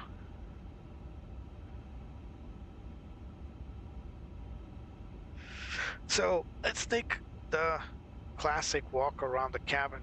Try not to mess with anything here. So here we go. Going back. Unfortunately, our little Betsy, my co-pilot, isn't here today. Nice addition of the Airbus logo on this paint job. Pretty cool. Now, you guys know the A350-1000 already has this avionics bay that we can climb down, and I'm just going to take a look inside. I'm not going to go. There's nothing much to see. So these are all the computers. This is a very elegant plane, even from the inside. Some people hate these the cloth on these chairs. I love it. These stars, it gives it a cool touch. This is the third flight crew member seat. We got some nice bags and vests here. These are the ever so important landing gear pins. There's also what I believe to be a flashlight there. It's a pretty cool addition. Oxygen mask for the third member, and there's a jump seat here as well. So 4 people can fly here very comfortably. And these chairs, they look so futuristic, like being on the Enterprise on Star Trek, I think. Pretty cool. Coming back here, I'm just showing this to guys that don't know this plane. Unfortunately, this door doesn't open no matter how I press it, but you can clip through it, and you can see this is the crew rest area. You guys probably don't know this exists, but this is like a mini bedroom for the crew. So most of the times you will see 2 pilots on the cockpit and 2 pilots as a reinforcement crew, plus a third. The reinforcement crew can come up here, have a little sleep in this whoops, let's not do that. Have a little sleep here, and or they can sit here and do whatever, and they can be called back to the cockpit for their turn. So it's like a turn system that makes them fresh for the first crew. Mostly, it depends on the company SOPs, but most of the times there's one crew that take off and lands the plane, and then there's another crew that goes in part of the crew of the cruise. I mean, to the cockpit, so they take turns flying. So this is the loo. If I was Noel Phillips, this would be time for the loo review, but I'm not. And look at this, it's pretty nice, spacious, as you'd expect in a long-range plane. Let's close that door just in case the plumbing isn't good. So let's go back here to the main cabin. This is the forward galley for the first class. There are a few more galleys up ahead. So this is the first class seating. Pretty cool. This is a standard Airbus design, I believe.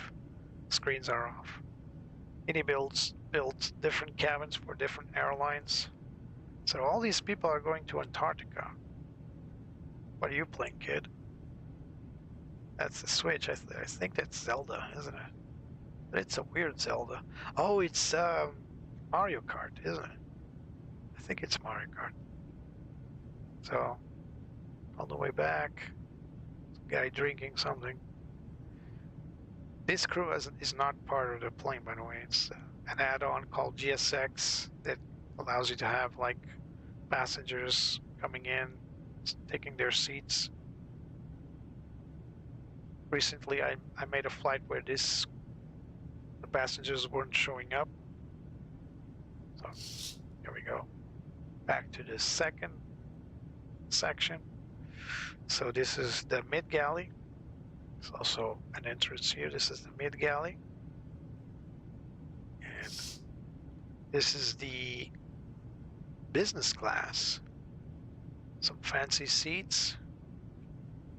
What about you, sir? What are you? Oh, that's an iPad, if I ever seen one. What about you, lady? Oh, iPhone. Nice. And here is the the economy, not business. Maybe it's economy plus. Let's see the knee space, the leg room here. Yeah, it's definitely economy. So there's another galley down there, and then there's there's the final section, which I believe is also economy. Yep. So another economy. So this might be economy plus, but let's not speculate too much. All right, let's go back to our seat. We can make this little jump, not this. We can make a little jump here, and whammo. There we go. Pretty quick. All right, so we are almost at our midpoint, aren't we? Oh, still a little ways to go, but yeah, we'll be getting there pretty soon. So Mirsha, are you still there? Oh, poor guys, forgot to turn off their seat belts. So let's put it all on auto. Pretty special flight today. Not only am I celebrating 100 subs, I'm also taking you guys to Antarctica, which isn't a very common destination, to be sure.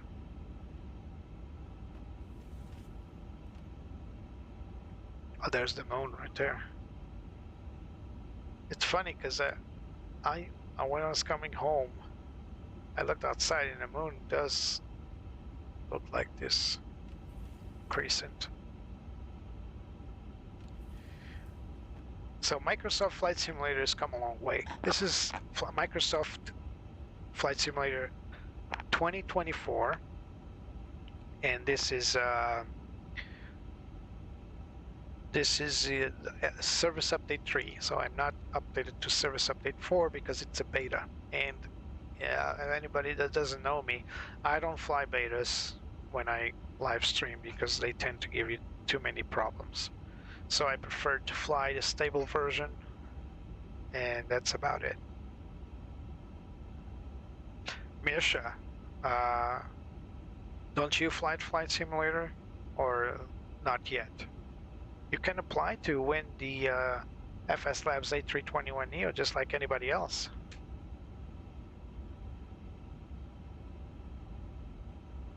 I already have 2 contestants to win it from previous streams, but I'm giving it the last, final, ultimate, very, very ultimate opportunity to everybody. Just tell me why it should be you winning it, and if you guys reply in a much better way, I'll pick one of you guys. Unfortunately, I only have 1, but you guys can apply. So looking at the weather charts, I need to pull them up because I'm seeing too many clouds. I was expecting no clouds to be present here. So I'm going to pick the WX. Actually, let's go back to the flight itself and look at the charts here. Too bad, Mirsha. That's way that I would love to give it to you or anybody that just give me that. I'm just saying that you know, you're one of the most dedicated guys here. I just wanted to. Oh, it's open a PDF file. That's not what I want. Well, I can look at it. You guys just won't be able to see it because I'm only streaming Flight Simulator itself. All right, so there are some cold fronts. Not at the Wolf's Fang, but there will be some cloudy formations down there for sure. And for some reason, it's giving me the United States weather charts. Yeah, this is not good. Anyway, there will be some wind. I was expecting some tailwind actually, but I would get tailwind if only I was a little off to the left of this route. Unfortunately, I couldn't make it.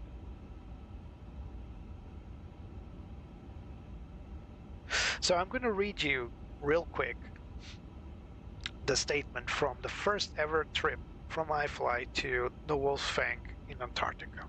The journey is 2,500 nautical miles, flying just over 5 hours each way. The aircraft will be used this season to fly a small number of tourists, so there it is, it's tourists basically, alongside scientists, so this is important, and essential cargo to the White Continent. iFly staff on board, iFly is staff, this is poor English, iFly staff on board the first, oh my god, this is very poor English, sorry about that. iFly's staff on board the first flight of the season described the, oh okay, so iFly staff on board the first flight of the season described the experience as spectacular and special. The weather conditions were favorable, allowing for a successful landing despite adverse winds the previous week and the arrival on blue ice, visible through the window amidst the predominant white landscape added to the excitement. I'm not sure we'll be able to see blue ice, but we'll certainly look for it. A vital aspect of the operation is the preparation of the runway, a challenging task due to the unique conditions of the Antarctic environment. Blue ice runways require specialized techniques to ensure aircraft operations in areas free from an accumulation of snow, where the hard compacted ice is dense and capable of supporting the heavy weight of the wheeled aircraft. As a result of the low friction coefficient of blue ice, runways are typically several kilometers long to provide adequate stopping distance. For instance, the Wolf's Fang runway measures 3,000 meters, so about 8,200 feet in length, and 60 meters, about 195 feet in width. In addition, wheeled aircraft will use reverse thrust to slow instead of the more usual system of wheels braking to stop. Again, poor English. In 2021, iFlight landed the first ever, so there it is. 2021 was the very first flight to Antarctica. Landed the first ever Airbus widebody in Antarctica in an historical flight, repeating the operation in 2022 and 2023. So they've made at least 3 flights already to Antarctica using their A340. So they're saying about the fuel capacity, they're saying that the A340 can carry enough fuel to go and come back from Cape Town, as no fuel is available on the destination. So yeah, it is quite a task to fly down there, to be sure. And we're getting some turbulence here. This is our ETP, so this stands for equatorial time points. So sorry if it's basically telling you this is like the point of no return. Up to that point, if I have an issue and I need to land as soon as possible, especially because we're flying over the South Atlantic and there's nothing here to land on, if I need to do something and return or land as soon as possible, I might as well just turn back. After that point, I might as well just go forward and carry on to my destination. So Simbrief just lost contact for some reason. So guys, as we are getting near to our ETP, I'm going to take a small break now to grab something to eat. Meanwhile, please leave a message in the chat if you want to know something about this flight, if you want to know something about the plane, the simulator, myself. Feel free to chat. I'll of course be here just in case, because we're getting some rough turbulence right now, but this is also due to the fact that we're flying at 4 times the normal speed of time. So yeah, I'll be right back. Do not go anywhere. We'll still be landing on Cape Town. Sorry, not Cape Town, hopefully. We'll still be landing on Antarctica. Just give me a moment to grab something to eat because I'm starving, and I'll be right back.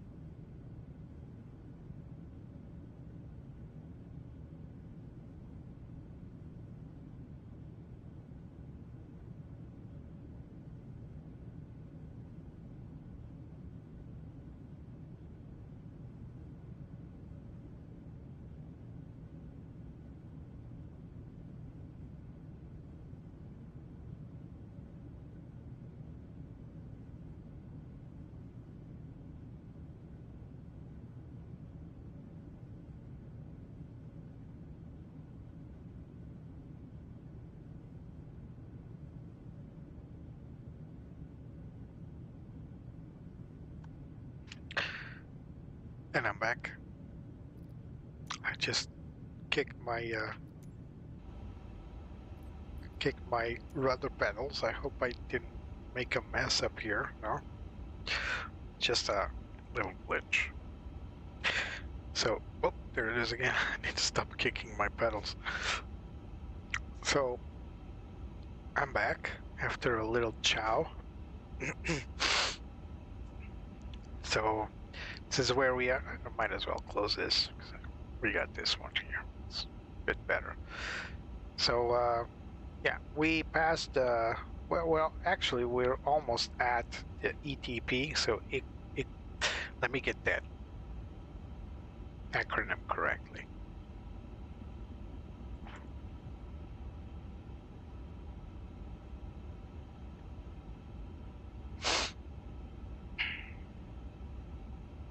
Equal time point. So, not equitative. I don't know what I got the equitative from. Equal time point. I already explained what it is. Just wanted to get the acronym correctly. ETP is what's written right here on the ND right there. So we're reaching the point of no return actually. Right here. And I still have a long way to go, but with time acceleration everything is bearable. It's actually a steer point here. Or is that an island? It could be an island right there. Feiho for FA10 probably. There's an island here. There's a area of responsibility, SAF. So this belongs to Argentina probably. Not sure what country is here. This is Argentina here. Yeah, SAAF, SAVF, so this belongs to the same country probably. And this is another area of responsibility, probably operated by South Africa, not sure. There are some points up here that are the no man's land, so it's really hard to figure out who's who. But yeah. Also, as I was reading earlier, understanding that the Wolf's Fang is actually a privately owned airfield. It's really weird. To my knowledge, there are no owners. Are there? Of Antarctica? It's like Antarctica belongs to no land. Although there are some stations that belong to certain countries, they are mostly scientific stations, and it's only their territory within those stations. I never knew there were airfields, entire airfields, privately owned. It's new to me. But that's what I found out while browsing the internet for you guys. So 1898 is the name of the ICAO name for the Wolf's Fang, our destination.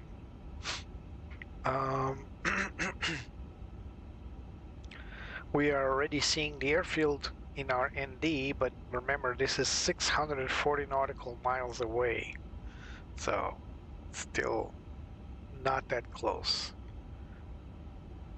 We are so used to mid-range flights, right? That when we see that top of descent line down there, over there, we kind of think, well, this is it. We're going to start our climb. Might as well call the passengers back to their seats. Well, newsflash, still an awful way to go.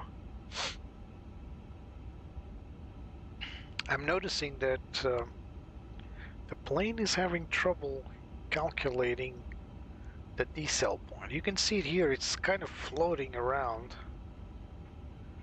over the speed limit.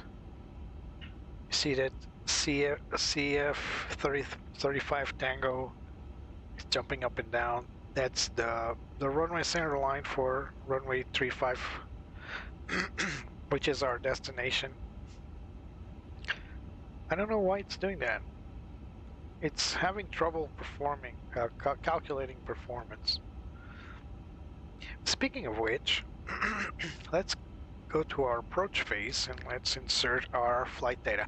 First of all, there is no charts for 1898, so you might want to search here and Zippo, but we can make an estimation based on what usually we do on this airfield, in a normal airfield. So first of all, let me get the weather again. And I need to go back to active sky one more time and just make sure to refresh the data, of course. There it is. So we got wind 181 at 14. So wind is not really favorable for this runway, but we'll take it. We'll update the data, of course, if we need to. 184 at 14 knots. So the favorable runway would be 17. And I think I'm going to change that to 17 because I feel much, if the wind direction continues to be 184, I prefer to land in that direction, to be honest, but we'll see. Our OAT, outside temperature, is minus 19 degrees, so we need anti-ice for sure. So let's see if it takes minus 19 degrees. Does it? Never tried. Yeah, it does. And our QNH there is 99906. Did not change since we last saw it. As well, probably needs a 0. 99906. Yep, that's it. Better, so minimum we'll set to 200 radio altimeter. I'm not entirely sure if there are actual procedures for the runway. Again, it's a private runway. We're gonna land in full flaps, contrary to what is commonly done, because, you know, it's a nice runway, guys, so not taking chances. So back to our little plane here. Kind of zoomed in too much, didn't it? There we go. So again, guys, we're making this flight into the Wolf's Fang, which is a runway in the middle of nowhere, Antarctica. Like I said earlier, this is a privately owned runway, mainly set up for tourism, but also apparently some scientific missions happening down there. But the company that runs that airfield has a focus on tourism. So basically, if you have the money, you want to explore the ice continent of Antarctica, this is your best chance. Just contact these guys and take a flight to South Africa, Cape Town, and then fly out of Cape Town to Antarctica non-stop. Of course, these aren't regular flights. As we saw earlier, iFly performed at least 3 flights with an airliner, but there is a DC-3, actually a modified DC-3 airline. I'm talking about the DC-3 Dakota airplane. They have turboprop retrofitted DC-3 planes. Apparently they do the regular supply runs for this particular airfield, but also take in probably tourists. And I honestly thought that there's a lot of places in the world where you can do tourism except for Antarctica, because it's like untouched by the human hand. But yeah, to each his own. I guess you got the money, you want to go there, why not? As long as you don't touch anything or leave garbage behind, which is pretty much the worst bit of having tourism in protected places. iFly took the A340-300 in their flights 3 times. The reason why they picked the 340 I've already explained before. They wanted a plane that had the capability to keep one engine running in case the APU failed. They could easily take off again, no issues. I can't imagine what it's like to fly to such remote locations. And right now, I think that we're getting a little bit too cold outside. So right now we got a -11 ISA deviation. So our outside temperature currently is minus 30 degrees. So what I'm going to do is I'm going to turn on the wing and engine NTIs. The probe and wing, they're auto. So I'm just going to turn it on. What this does is perform a ice detection. Some planes have what's called an automatic ice detection system. Not sure if this one's equipped, if Inibuilds equipped that, but it actually runs a check over the control surfaces and will bring you back the information if there's ice or no ice detected. I've seen a real-life flight where the captain turned it on flying to Schiphol, Amsterdam. There was ice conditions and he turned it on. After a moment there's a message up in the ECAM saying no ice detected, and he can turn off the system. Pretty cool automated system. Well, not automated because you need to manually turn it on.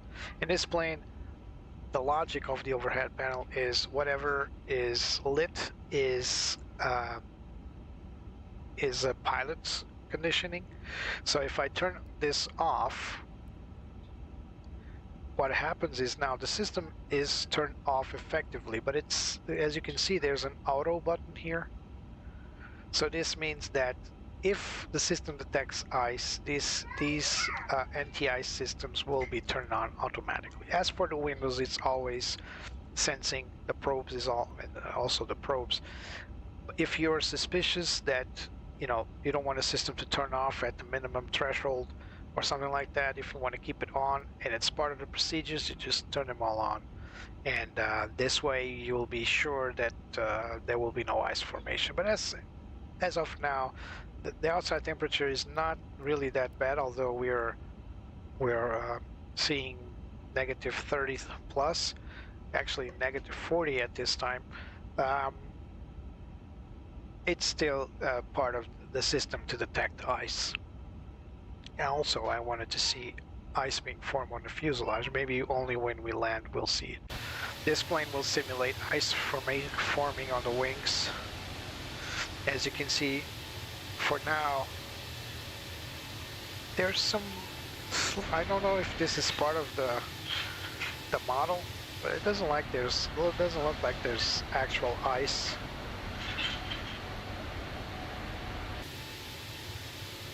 But there looks like there's some particles there. But it's nothing to worry about, actually. Again, when we land, we'll turn on the anti-ice system because of course it's Antarctica. There will be ice formation for sure. So guys, we're coming to our final moments in this stream after we land. No one has yet come to call it in and tell me why it should be them winning the FS Labs A321Neo. Again, I got 2 contestants to win. If no one else comes up to tell me why it should be them winning, I'll pick the winner at the end of this stream.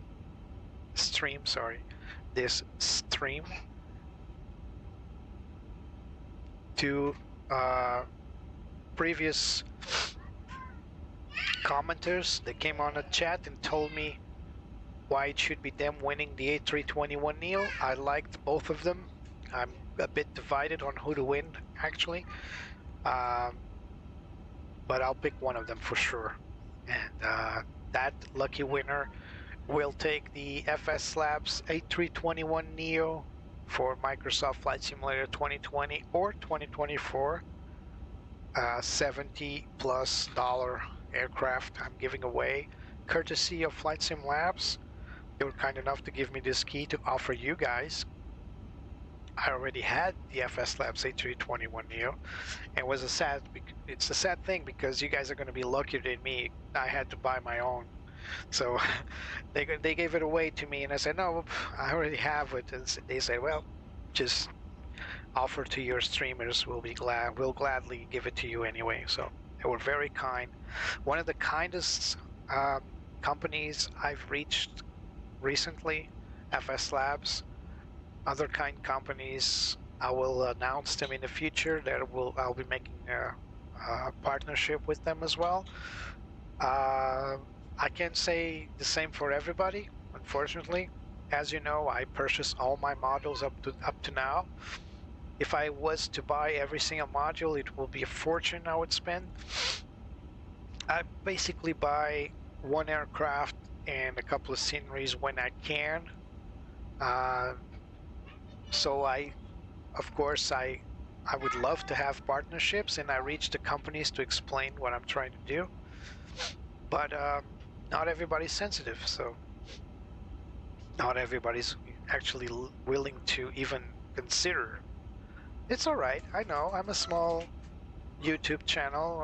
I've got no. I mean, what am I saying? There are some guys out there have millions of subscribers. So who am I? I don't blame anyone. There was only just one company that was arrogant to me. Period. Everybody else was nice and realistic. And those that cannot support me, I completely understand. FS Labs, top notch, fine people.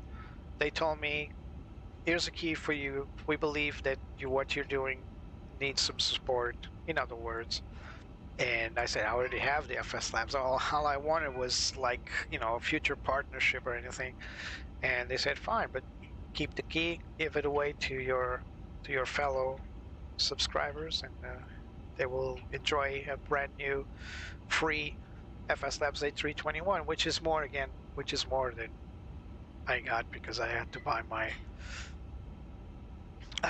my own. Anyway, let's get back to our business here. So yeah, we got some pre-landing things to do. So first of all, we already inserted our weather data. Now let's pick the runway condition. So it's right there on this selector here, and we need to pick ice. So let's turn it until we got not slush. So ice 1, and it's saying it's too short, but we're going to land with full flaps. Unfortunately, I think that the landing performance will also say the same. Let's sync the weather. There's no weather currently, but we'll add our own little weather here. So 184. Where's the dash? No dash. Oh, there it is. Dash 014. Yeah, we're definitely going to change.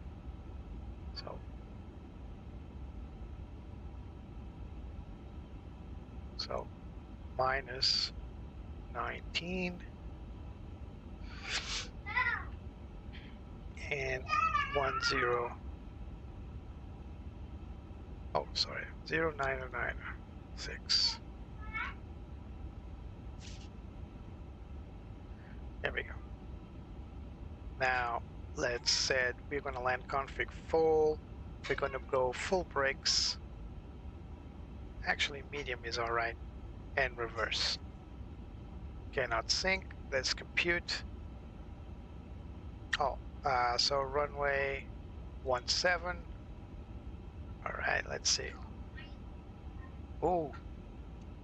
Landing requirements not fulfilled. Landing above runway length. Not authorized landing. Ooh. That's.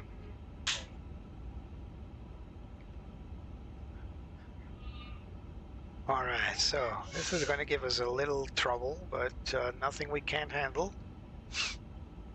First of all, let's change our runway to runway 17.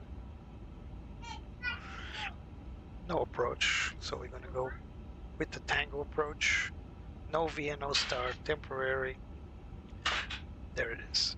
So, temporary insert. It's actually going to favor us a little bit but we do have more fuel than we actually require. So the EFOB at the destination is it's going to play against us. So again, we're going to insert 184. Something I wish these airplanes didn't do is delete my data once I change my, because the wind's going to be the same, right? So why delete them? OAT is going to be minus 19 again.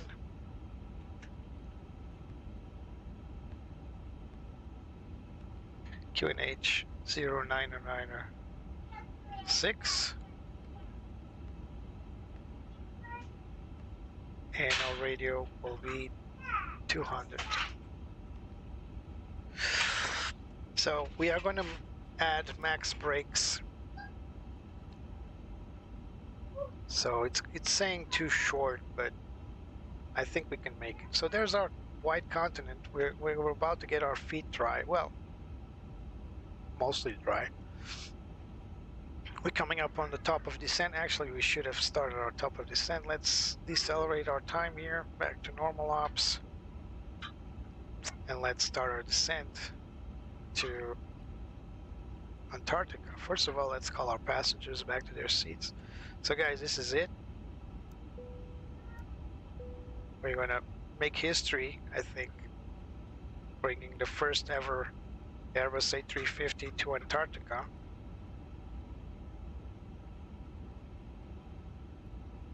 There we go, starting our descent.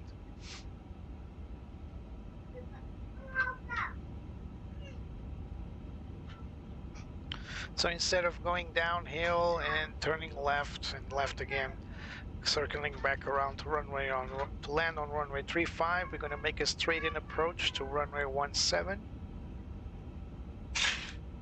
And we are beyond our limits here, so we're gonna have some trouble braking, and we know that for a fact. Because you see here, the system is telling us runway 17 is too short for ice conditions. But let's trust the system. Alright, so let's help the plane a little bit by bringing our speed brakes out. Sorry about that, it's my choice. There it is. Speed brakes out. And we are going to control the vertical speed here for an open descent. Let's descend at 3,000 feet per minute descent.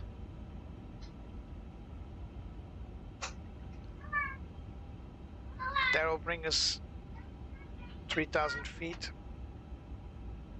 I can't really see because it's all cluttered. But that will bring us 3,000 feet well within the approach phase. There, yeah. If anybody says anything, yeah, there are mountains in Antarctica. There are actual rock, bedrock beneath it, so it's not snow, it's actual, or ice, it's actual rock, stone mountains.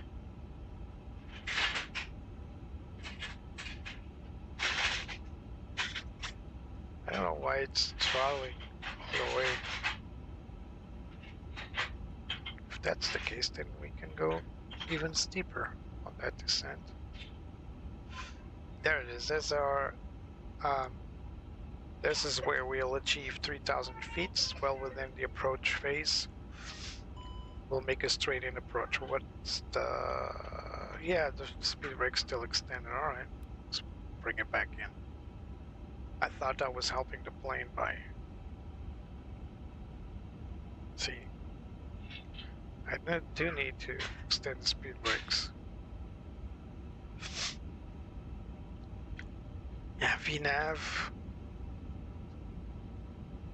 on the Inibuilds A350 is not an exact science, unfortunately. So let's bring our approach checklist. We're not going to accomplish them just yet.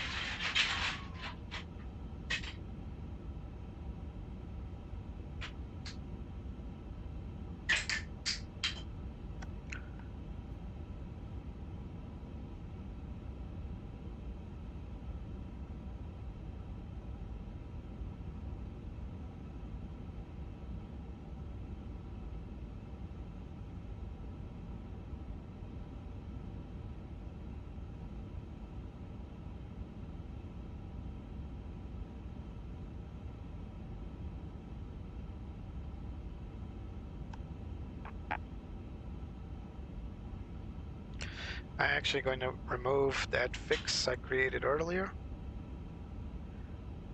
because it's probably not the right thing to do right now. So let's just create a radial for the runway itself. So let's say this is going to be like, actually let's go back to the flight plan here.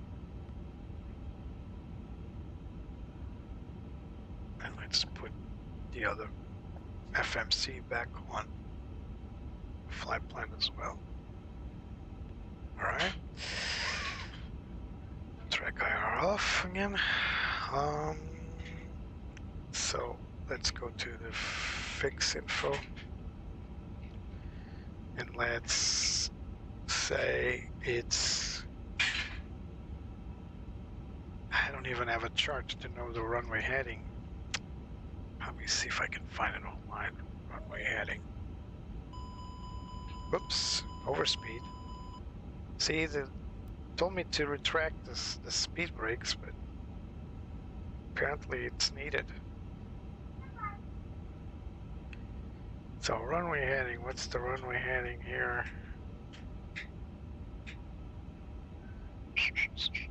Runway heading.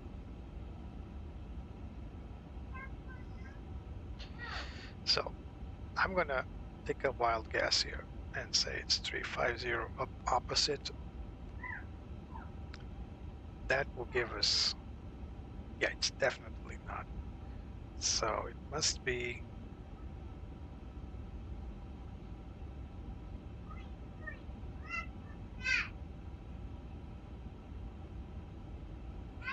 195, probably. So,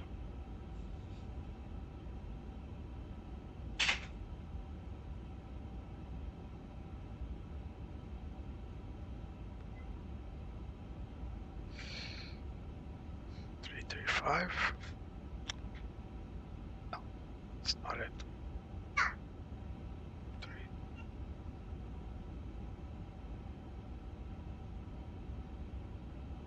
Come on.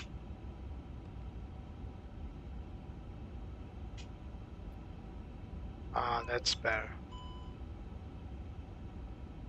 See, it's constantly doing this. Telling me to retract the speed brake, but then when I do it, it will accelerate to overspeed. VNAV is not an exact scientist in this place, in this plane. So, alright, let's try it out. 335. Ah, it's even worse.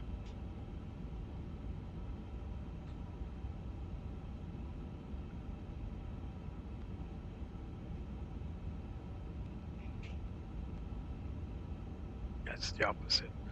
What the heck is this runway heading? 1735 is not correct. Unless, of course, we are so deviated from the south that I can't get a proper reference there. That's why they use. That's why they're using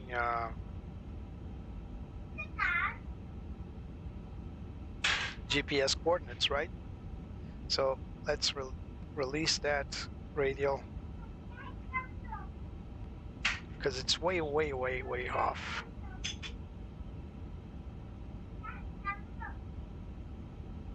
And I'm not going to use that radial there. So I'm going to extend my descent a little bit so I don't get to descend as fast.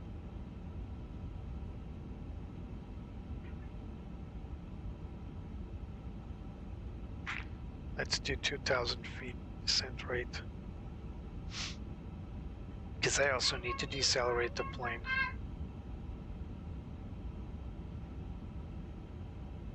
There he goes.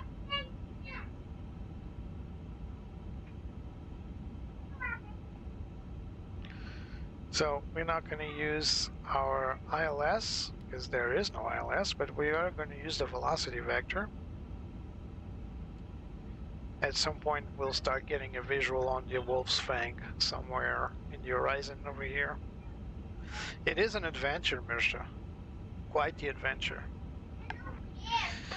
Let me turn on my track IR again. Here we go. Alright, alright, alright. Some Matthew McConaughey inspiration. We still got our anti-ice system. We need to turn it on. So now it's going to be one of the least productive ways to approach an Airbus A350-1000 manually.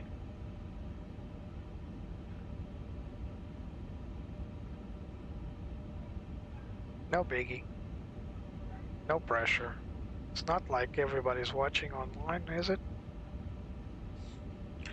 So this should be done with waypoints created via GPS on your flight plan.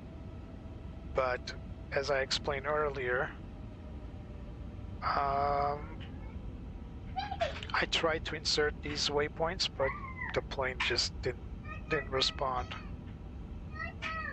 So we're going to go for radio altimeter 200 as standard for these kinds of approaches, and then also for most of the ILS approaches. This isn't going to be an ILS approach, but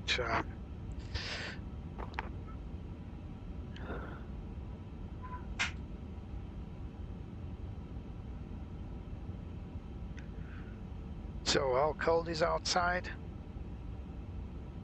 -17, and we still didn't reach the ground yet. Of course, with the sun heat,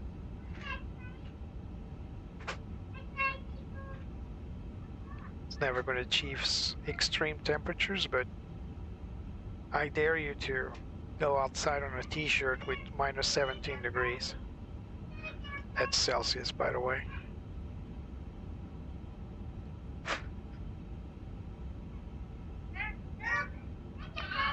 (9,000 feet). Let's switch on our landing lights. Let's go for the approach checklist now. Yeah, I don't think anybody's worried that we exceeded the speed limit below 10,000 feet here. There's not even ATC at this point. So, yeah, checklist. Approach checklist. Barrel reference. Wow, good question. Oh, 09096. So we're going to switch to our barrel reference here.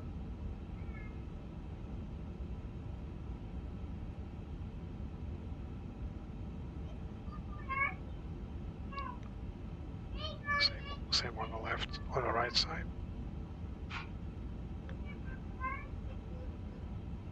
So for those that don't know, this is our air pressure. So we're literally inputting air pressure reference. Our minimum is set to 200 feet. Runway condition is set to ice 1. See, now it's no longer saying it's too short, and we're going to set auto brake as it is to let's set it to poor. Yeah, medium. Let's make it good.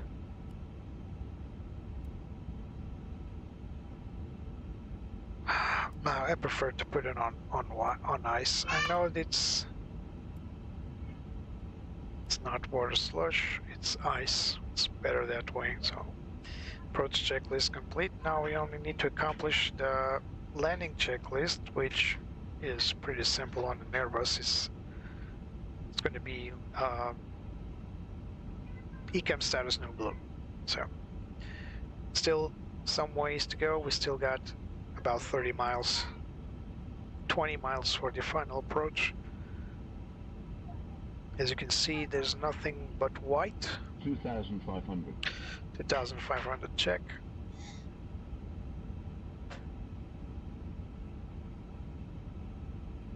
Let's level off here at 5,000, 4,000 feet.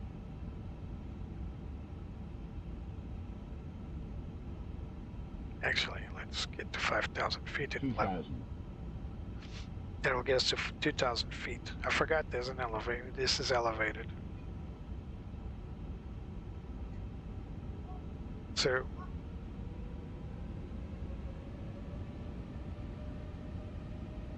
this is the reason why you need accurate QNH. And I'm not entirely sure QNH right now is accurate. So the airfield is somewhere over there. We're gonna burn some fuel till we get to our fifth.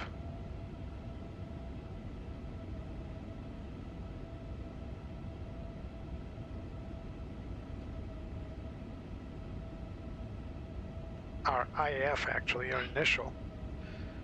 So at this point this is pointless because it's all white. There's nothing around us, boys. Probably some polar bears. Just kidding.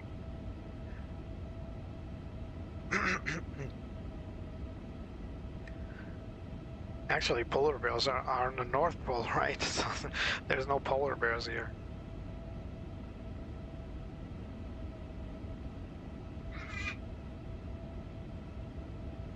I watch National Geographic.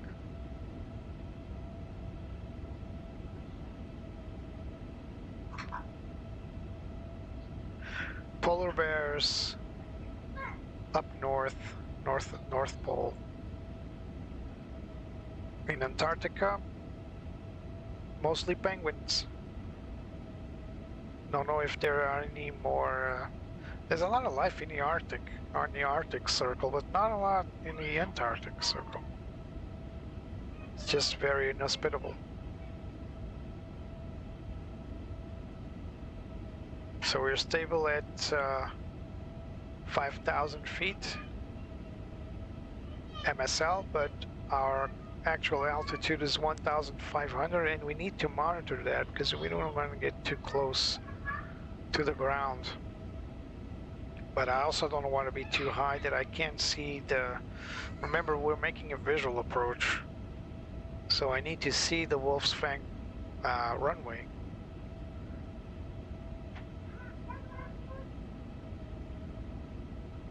And as you can see here, the water level and the runway level, look at the offset, because this is all ice.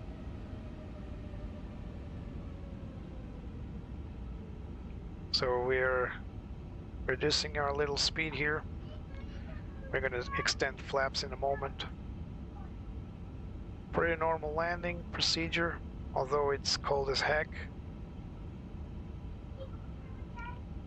Let's call our cabin, tell them to get ready for landing.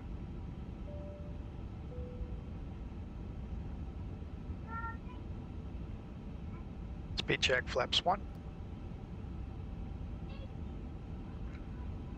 There you go, guys. Aren't there penguins in the Antarctic Circle? Mirsha, you tell me.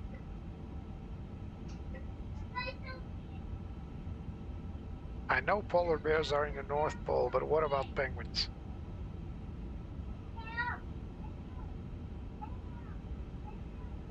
Flaps 2.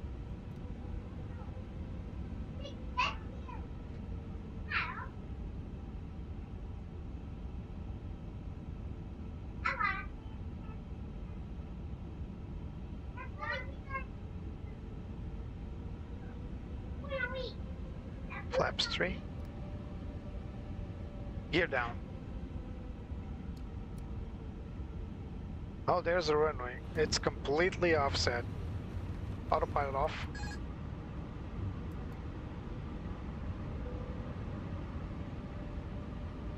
Can we make it? I don't think we can make it.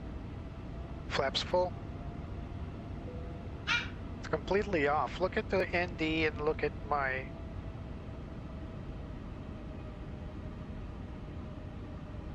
Look at my visual. At least we got some nice visual lights. Or reflections, reflective panels. I'm not sure which one is which. Unfortunately, we're gonna have to make flight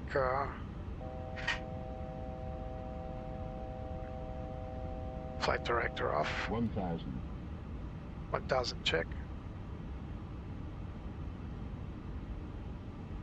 We're gonna have to make a backtrack. Not sure this plane can make a backtrack correctly, but we'll try. At least we got the winds right. Here we go. Pure visual approach. This was what we expected. 500. 500 check. Oh, crap. 400. Landing checklist. ECAM status, no blue. Landing checklist completed. 100 above.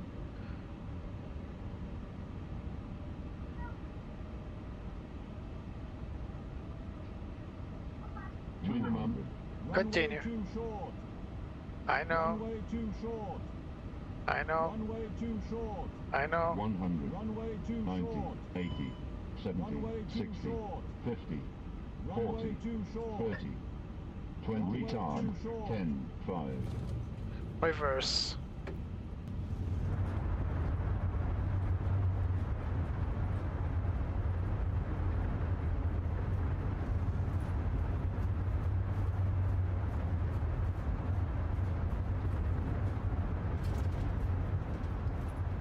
Auto brake off.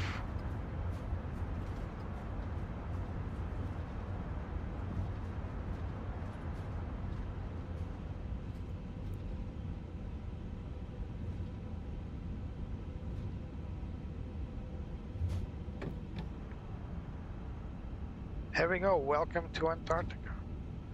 Now, can we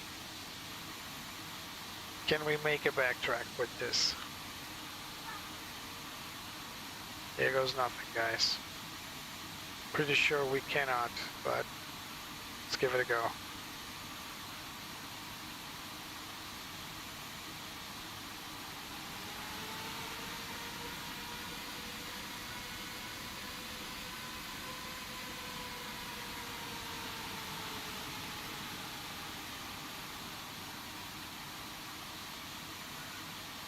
I'm just looking at the, see that the snow is leaving, the tires are leaving tracks in the snow. Look at that. They're not perfect, but it does look cool. And there's way too many tracks, by the way. This is our landing track. You can see here where we landed, the tracks on the floor. That's pretty cool. So let's start our APU. Remember, this is ice, so be careful with your ground speed. We're already at 40 knots. The apron is over there, so we'll just call GSX. Oh, I need to call it through here. And let's tell them that we need to dock. Oh, what is this? GSX is broken.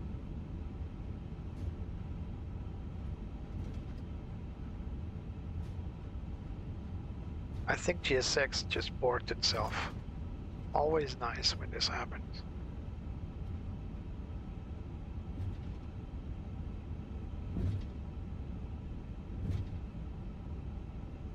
It was a good landing, wasn't it, Misha? So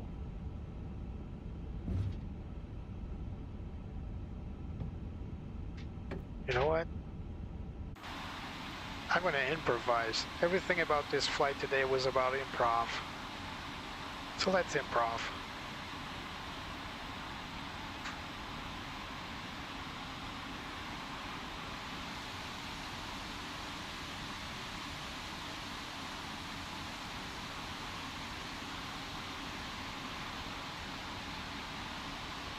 For the first time ever, don't know if any simmer did this already, but for me at least, it's the first time ever there's a Airbus A350-1000 in Antarctica. Here we go. Parking brake is set. Did the GSX got back to life or not? I don't think it does. So no worries. We can still do this.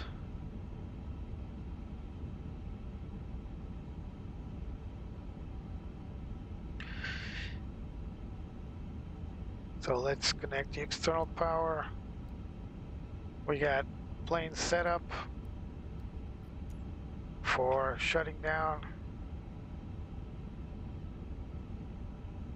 APU bleed as well. So we'll need everything we can to keep this plane warm. Let's shut down our engines. 1, 2. Again, given the fact that we're in such a remote place, it's a little counterproductive to turn off the engines. Oh, this my flag over there, pretty nice touch. Welcome to Antarctica, guys. Now, let's see if I can get GSX to cooperate with us. Nothing I press is working with GSX, probably because GSX doesn't recognize this airport. Well, it's fine with us, I suppose. We'll just do this. Let's connect the jetway, probably stairs. Does it have stairs? I'm not sure this plane has default stairs.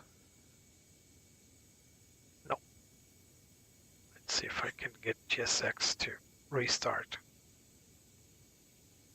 Because these are GSX ground crew members here. Yeah, GSX is completely meltdown. Give me a second. I need to make this look good at least.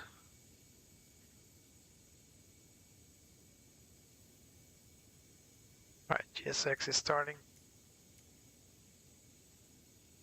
Here we go. We got chocks in. We got our ground power unit. All this can be turned off.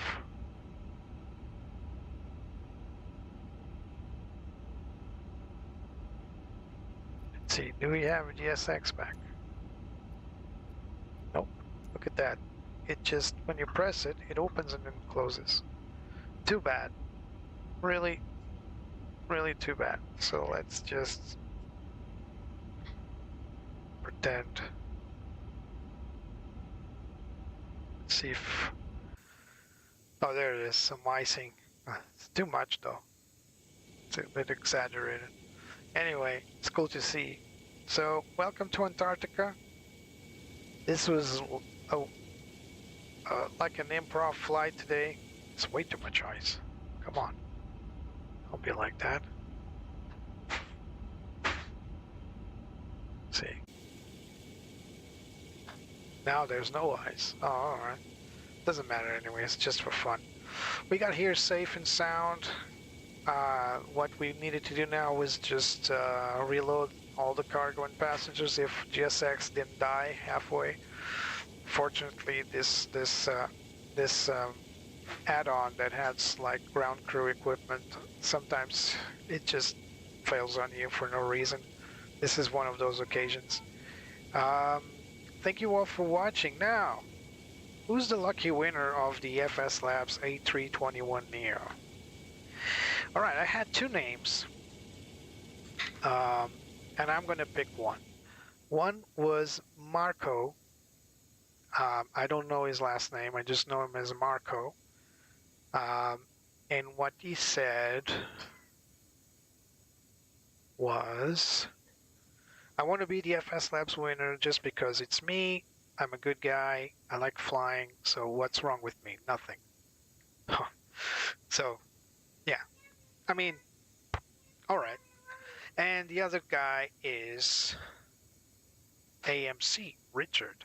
Unfortunately, I don't have his phrase here.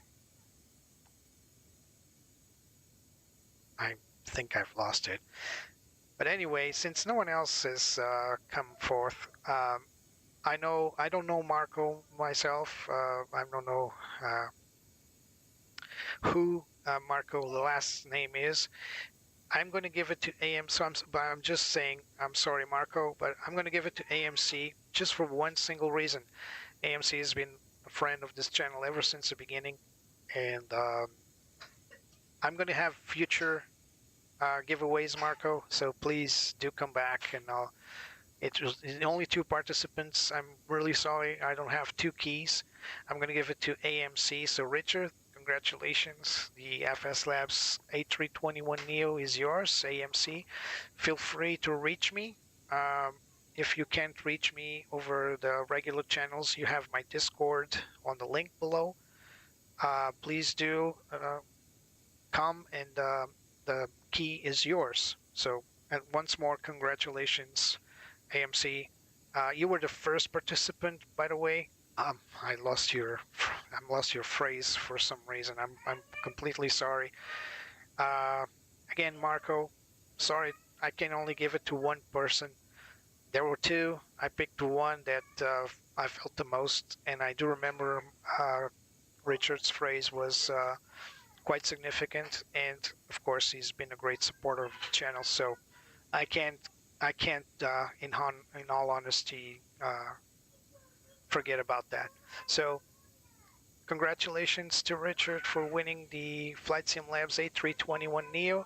This has been a wonderful flight to Antarctica on board the famous Airbus A350 1000 from FS Labs on this beautiful Airbus paint job.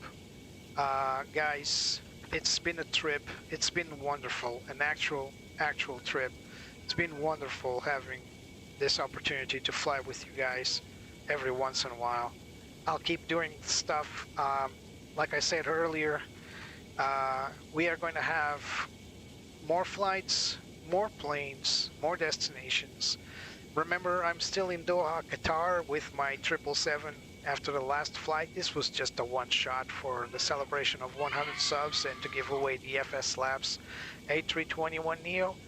Feel free to share this video. Feel free also to come to my chat and tell me, where should I go from Doha? What's the next destination? And I'll gladly consider it. So guys, once more, thank you so much. Thank you also to FS Labs for supplying me with the key to give away to you guys. I hope to see you next time. This was a one-shot. Don't take this flight as a standard for what I do.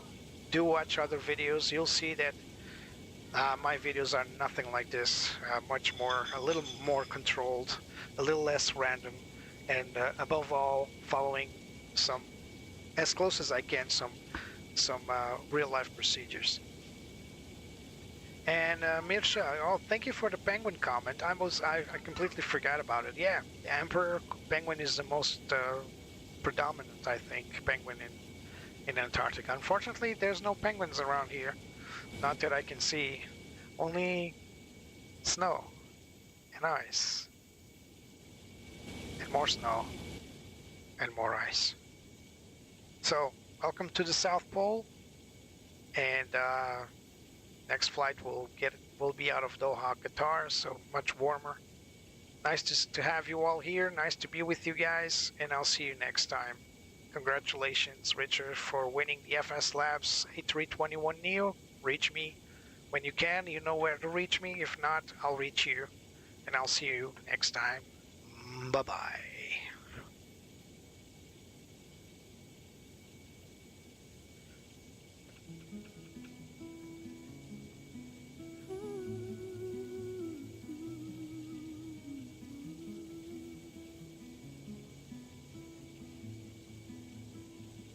I love to fly up in the sky.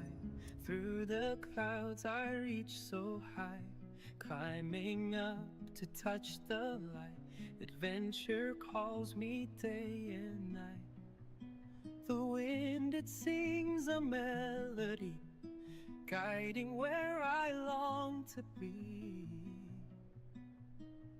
I'll spread my wings and chase the sun. No limits when the dream's begun. The world below fades out of sight as I soar into the light.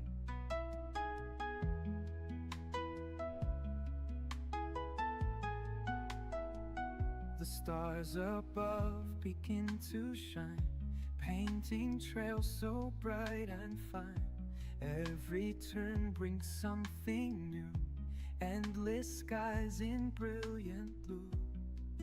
The wind, it sings a melody, guiding where I long to be. I'll spread my wings and chase the sun. No limits when the dream's begun. The world below fades out of sight as I soar into the light.